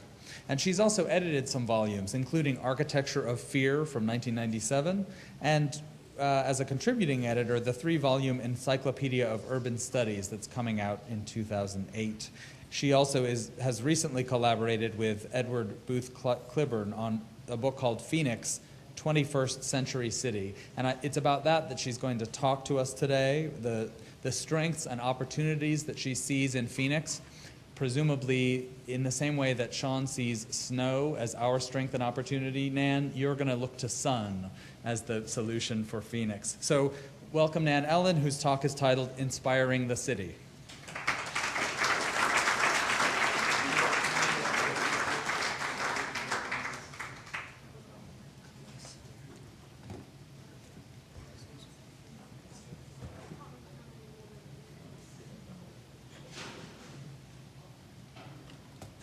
Well, it's great to be here in Syracuse with all of you in this terrific panel. This is the subject of this symposium is something I'm really very passionate about, and I want to thank your wonderful Dean, Mark Robbins, for inviting me. I'm really glad to be here. You get the slides up. And yes, I'm going to talk about Phoenix. I've been thinking a lot about Phoenix and Syracuse since I've been here. Syracuse shrinking, Phoenix expanding. Syracuse has snow.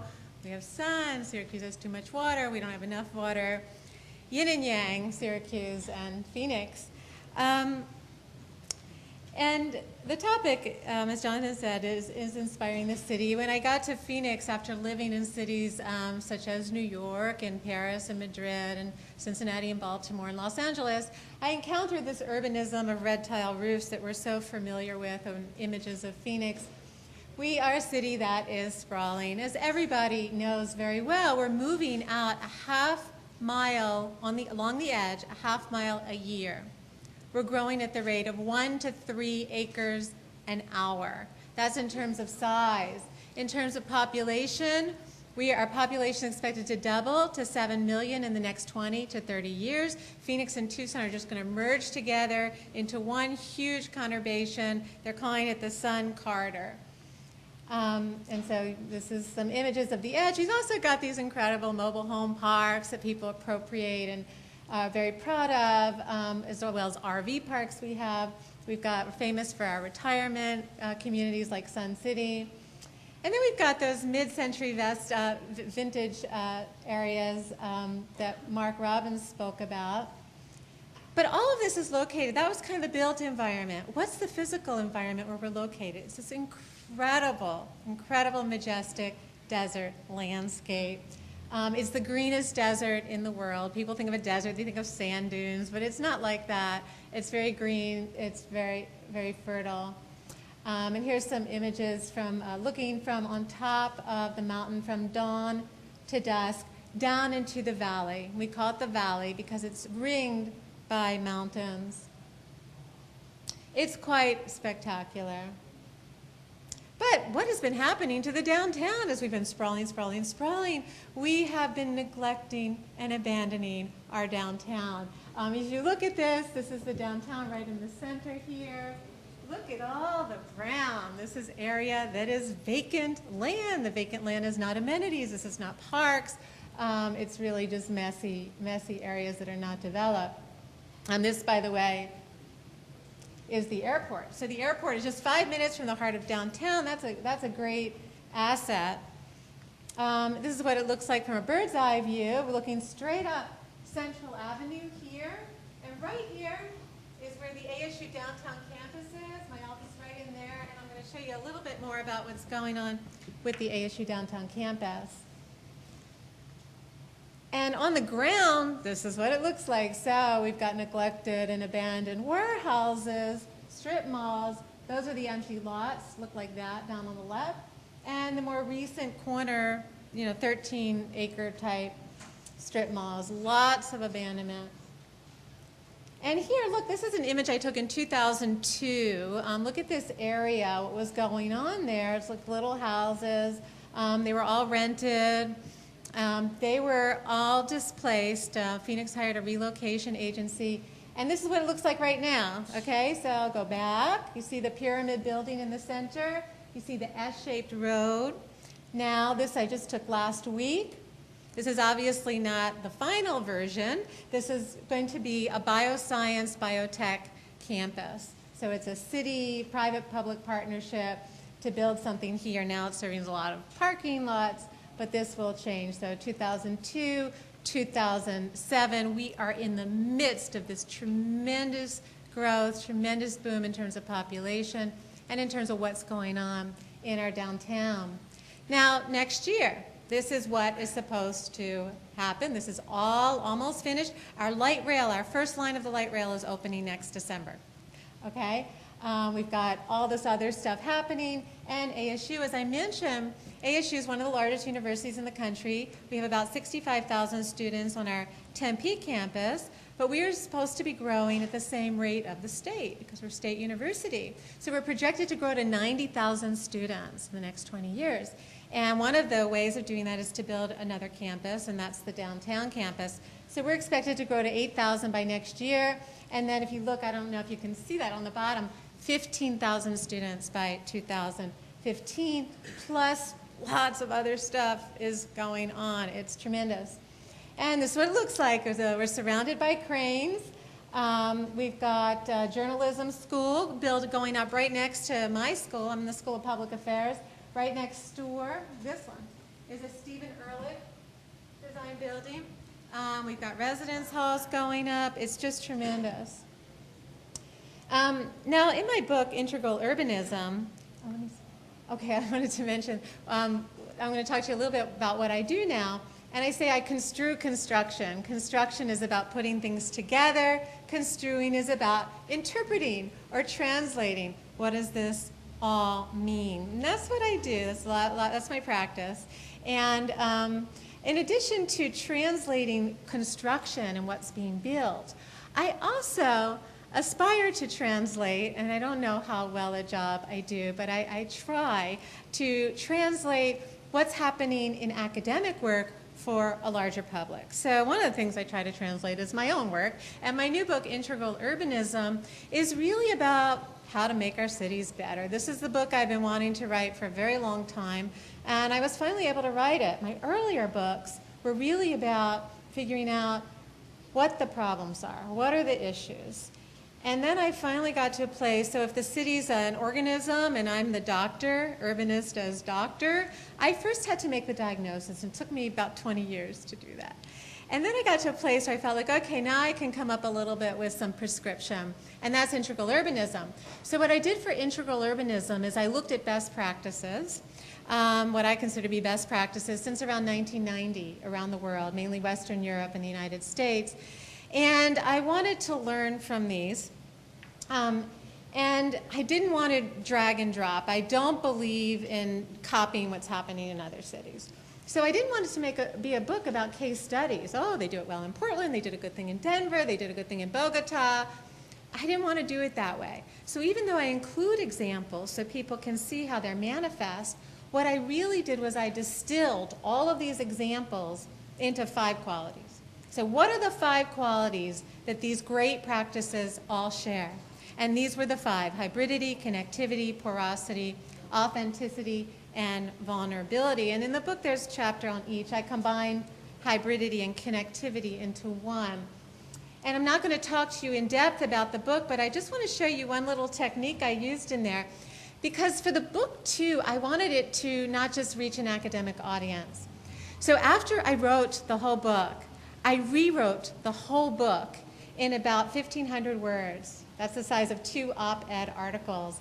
And worked with graphic designer and architect Barbara Ambach, and she designed it. So the first 20 pages of the book are like a little cliff notes of the rest of the book for people who don't want to read the whole book and they just want a little summary. And it's completely fine if they don't go beyond the summary. So this is it. Just look at some of the main concepts of the book in here. Another reason I did this is I wanted to demonstrate the concepts of integral urbanism. So I wanted to show as well as tell. And I realized if I just wrote it, I wouldn't be demonstrating the concepts of integral urbanism. But this précis does. Each page combines people, architecture, technology, and nature. And that's one of the themes of integral urbanism. And integral urbanism, I should say, is not something I invented. Integral urbanism is happening. It's a very exciting thing that's happening. And all I did was give it a name. But what I'm talking about is a movement that I see happening out there that's a very interesting and very exciting movement. Integration. Okay, so as I said, I aspire to inspire. And one of the big themes of integral urbanism that I try to translate to the larger public is that you always begin with your strengths. You always say what is important here, what is valued. And this is something Sean Hurst talked about. People really care about what's important and what's valued. And the modern period had this notion that things are a tabula rasa, and you come in and there's a blank slate and there's nothing there. And there are other things that went along with that notion of the tabula rasa. All of this led to many, many problems. What the integral urbanists are doing, and this is many people, and they don't call themselves integral urbanists, I do, but what they do is they come in and they say, what do you value here? Everyone knows what they value. We have local experts. They are experts. They know what they care about, whether it's nature, whether it's a building, whether it's a neighborhood, whatever it is, they will tell you because they know. You start there. You say, what do you want to preserve? You don't say what you want to preserve. You just say, what do you want to value? What do you value? And you make sure you preserve that. Inevitably, as you're talking about what do you value, people will say, well, you know, we have this park, and it would really be good if only we had more shade, or if only we had an amphitheater. So you'll get to the second thing, which is enhance. So you start with preserve. We love this exactly the way it is. Don't touch it. Then we'd like this, but it would be better if, and that's enhance. And then the third thing, and you do it last, what don't you have that you want? So architects and planning departments and mayors are worried a lot about environmentalists who come to the fore and preservationists who come to the fore, and they think they're very pesky, and they say, you know, they are such a pain in the butt because we have this great plan, but the preservationists are saying we can't tear that building down, and the environmentalists are saying we can't tear those trees down. But what if you ask them first, and you save those, and those become the germ of what is to come? So this is the theory of integral urbanism, and that's Phoenix down there looking from the mountain. So I've been writing for the Arizona Republic, and what I write about, I've tried to figure this out for this talk because I never was asked to talk about this before, so this was interesting for me. I provide overviews of what is happening, and so hopefully what Dean Rubin was asking for, people want to know. Give me a summary. They can't read the reams and reams of plans, and they don't know what's going on. So in 600 words, I try to summarize what's happening. I also really try to identify the strengths. What are our strengths, whether they're people, creative capital, intellectual capital, our majestic landscape, our institutions like ASU and others? What are our strengths? And then I also look at where other people are doing it well, where we could learn from. These two are really important. I try to act as a watchdog. You know, we have lots of really good ideas and initiatives and plans, and we hire consultants. And then there's this very bizarre amnesia that sets in. I don't know why. I don't know if it's worse in Phoenix. Maybe it's the sun. I don't know. But people forget. And so I remind them and say, you know, we were doing this great thing, or these consultants came along with this great idea. Let's move forward. And then the last thing, and these are kind of connected, I advance specific proposals and say, this is important. This is something I think we need to do.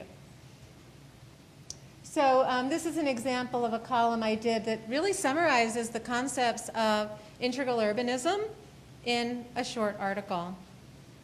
And this one summarizes the concept of authenticity. I tried to translate it for general public. So I say we seek authenticity in a place, just as we'd rather slip between all cotton rather than polyester blend sheets at night. And as current sheet trends suggest, the higher the thread count, the better. Just as higher thread count improves the comfort and quality of our sheets, so higher urban thread count improves the comfort and quality of our cities. So I just tried to translate that. And this one is more of a cheerleader, city booster thing. This is Phoenix's moment. This is what I'm saying here.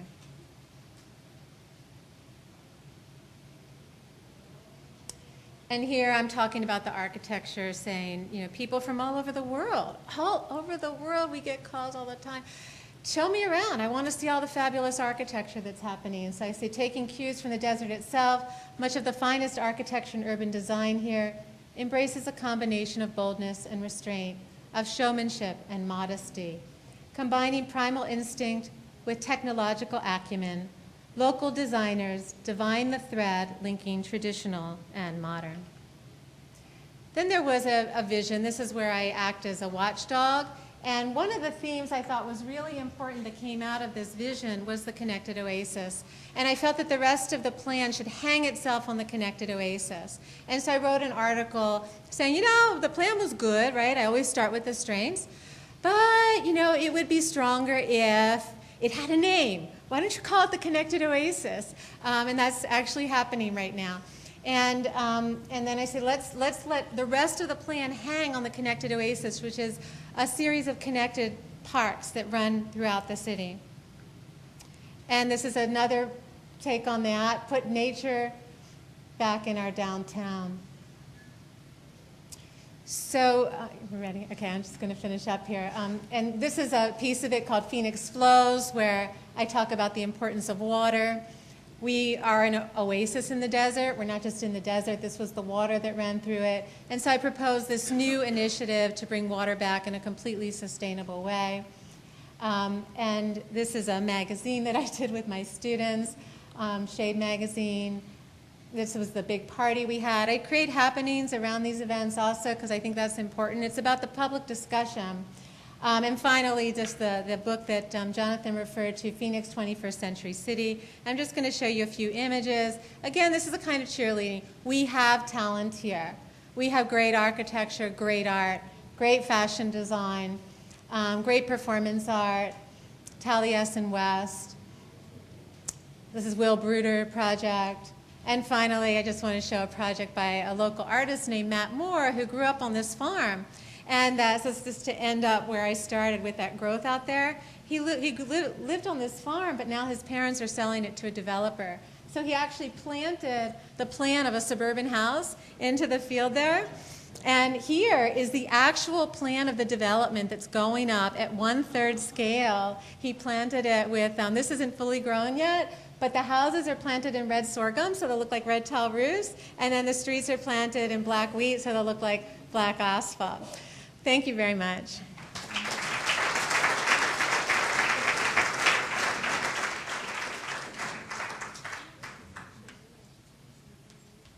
Should I mute?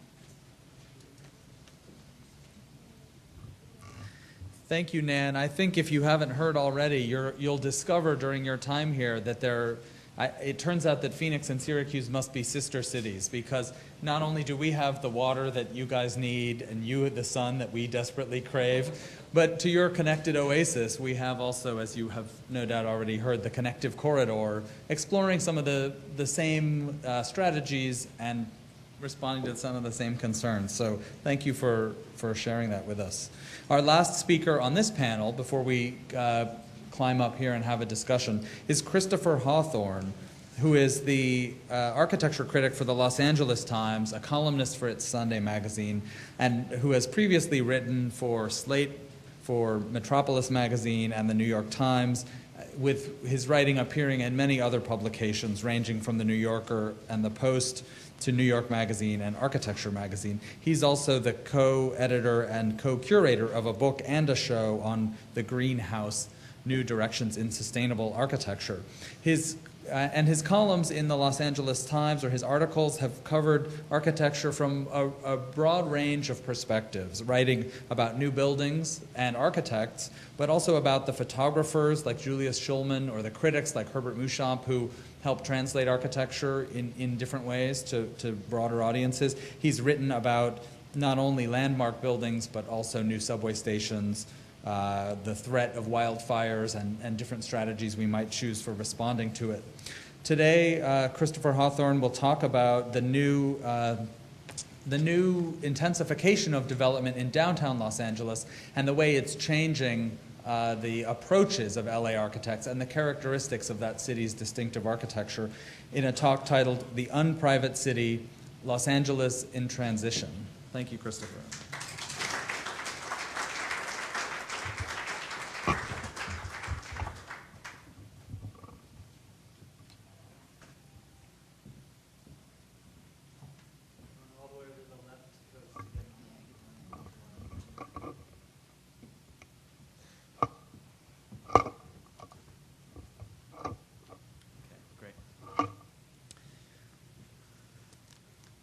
Good afternoon, everyone.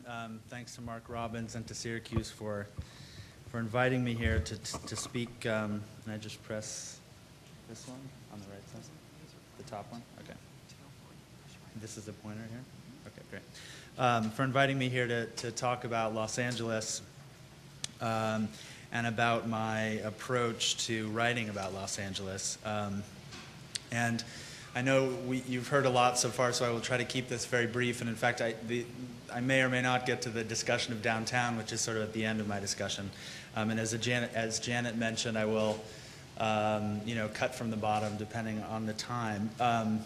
So think of this as a series of snapshots of Los Angeles at a particular moment in its development and evolution, and also as a series of snapshots of how I approach the job of working as an architecture critic in that city. And I certainly think of my role as writing about more than just Los Angeles. I write about national, international topics as well, and feel lucky to be able to do so. But I have found that Los Angeles is the single most fascinating subject for me, and I think the single most fascinating city in the United States as a subject matter right now.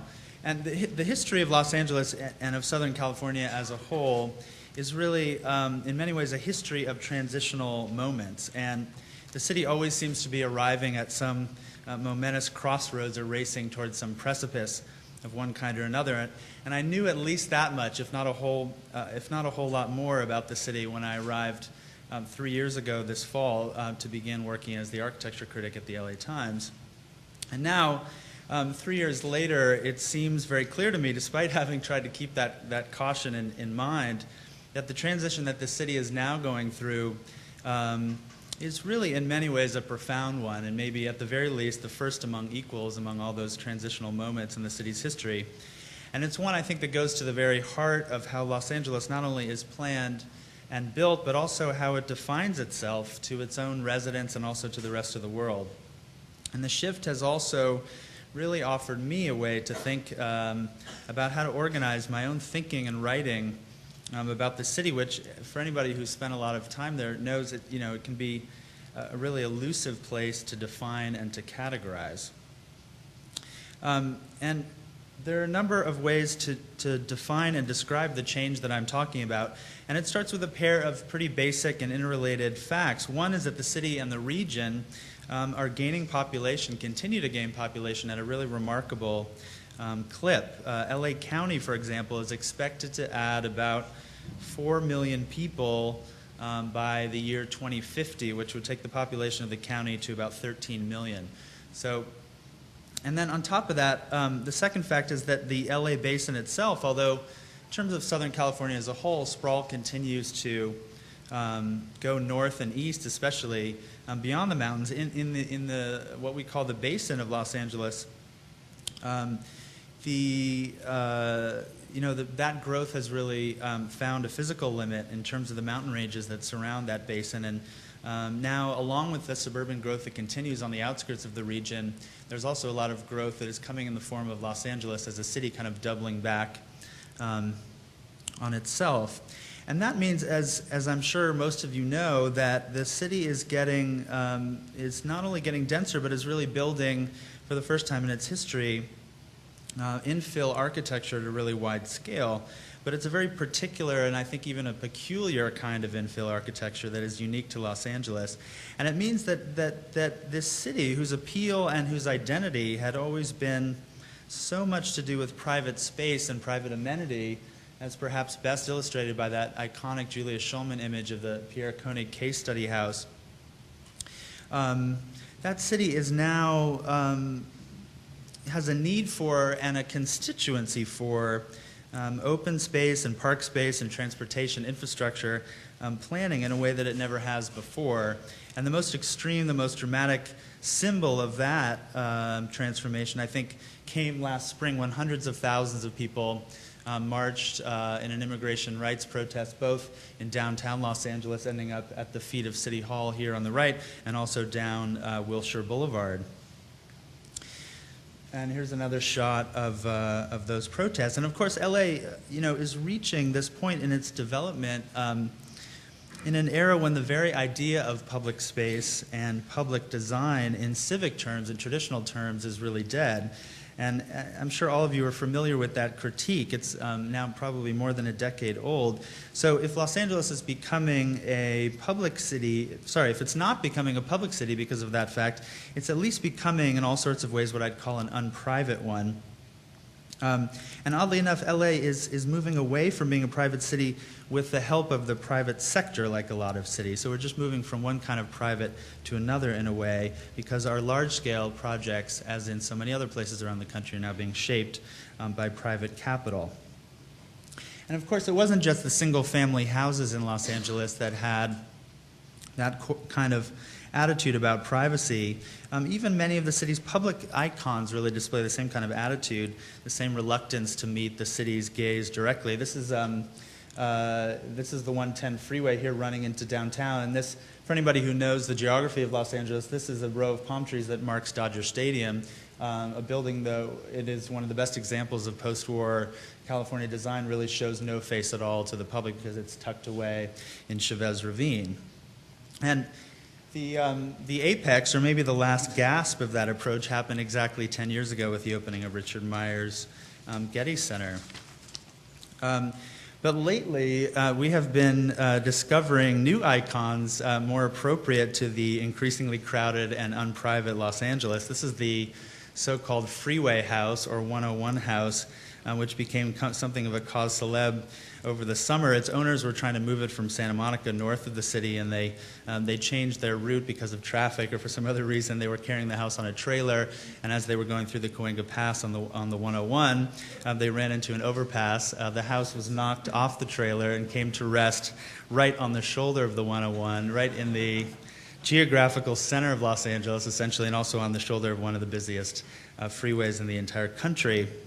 And it stayed there for 11 days as Caltrans, which operates the highways in the state, tried to figure out what to do with it. And here's the view from inside the house. You can see its view through the bay window of the northbound 101.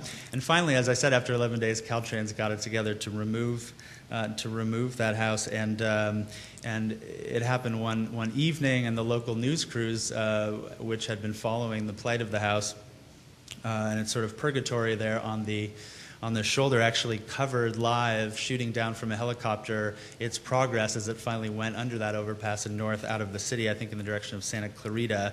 It was sort of a combination of the O.J. Simpson white Bronco chase and this old house. What the house leaves behind is a Los Angeles that is beginning to grapple with and get used to the idea of shared space. And that concept of shared space rather than public space has been one that's been very useful for me in organizing how I cover the city. And that's shared space in all sorts of ways, on sidewalks and buses and subways, in shopping centers and in apartment buildings. And our architectural icons, I think, really significantly are learning how to share space as well. And a few months ago, I was looking back at some of my pieces and realizing that a number of the ones that were not only the most prominent projects that I was writing about, but also the ones that I found the richest as subjects, had to do with these standalone architectural icons. And of course, for much of LA's history, that's all we had in terms of icons, were standalone ones that were being extended or restored or reconfigured or reimagined in some way. This is the Getty Villa on a site overlooking the Pacific, and it was extended by the Boston firm Machado and Silvetti, mostly by cutting some space into this canyon here and adding some new circulation and some other space, along with restoring the Getty itself. And also the Griffith Observatory, very much a kind of standalone icon, a lone wolf sitting in Griffith Park and overlooking the city. It was restored by Brenda Levin and then expanded by the firm Pfeiffer Partners, mostly again by digging underground on this edge and also adding some new galleries under that lawn that you can see there. Here's one more shot that gives you a sense of how detached it is in Griffith Park from the rest of the city. Another famous standalone icon, one of the most famous, Cesar Pelli's Blue Whale, the Pacific Design Center in West Hollywood. The Blue Building here was the first to be built in the 1970s, really a great piece of architecture in its way, but very much a two-dimensional building, a very flat building, and sort of set down on this large site like a Monopoly hotel. And then the green building was added here in the 1980s, and now Pelli has designed a third building here, which is now finally under construction, which has been squeezed onto the northern edge of the site where a parking lot was. So you can see this sort of transition and how these three buildings have the different attitudes they have about sharing space and the idea of neighbors architecturally. Also the LA County Museum of Art, LACMA, where Renzo Piano, here's the site plan, is taking a collection of buildings on your right, and adding them to a building on the far west, the May Company building, adding two new structures. And even the new ground-up construction in the city shares some of these same hybrid and transitional qualities. I think it was Janet who mentioned Architectonica. This is a new transit-oriented development, and we do have those in Los Angeles along Wilshire Boulevard in Koreatown, a little bit east of LACMA, and it's located above a subway stop. It's a rental apartment building that has a number of low-income units. It's Not a great piece of architecture, and it's rather cheaply put together, actually, but it's a remarkably rich subject for an architecture critic writing about the city of Los Angeles at this moment. This mural here that you can see is by April Greiman. It's a sort of abstracted image of a rice bowl. And it is visible really all the way down Wilshire to the drivers along Wilshire, which of course has always been the very center of car culture in Los Angeles, the so-called linear downtown of LA. And it's a mural that's lit up quite dramatically at night. And it also forms a gateway into the plaza that you can see there, which is not only the plaza for the residents of the apartment complex, but leads directly to the subway station below. So anyone who uses that subway station walks in and out of that plaza. And it is very much a hybrid project. I described it as the love child of the billboard and the piazza. And it's an architectural, well, it's an awkward symbol, I think, of an awkward moment in the development of Los Angeles as the city moves rather fitfully toward a denser and maybe a more transit-oriented future.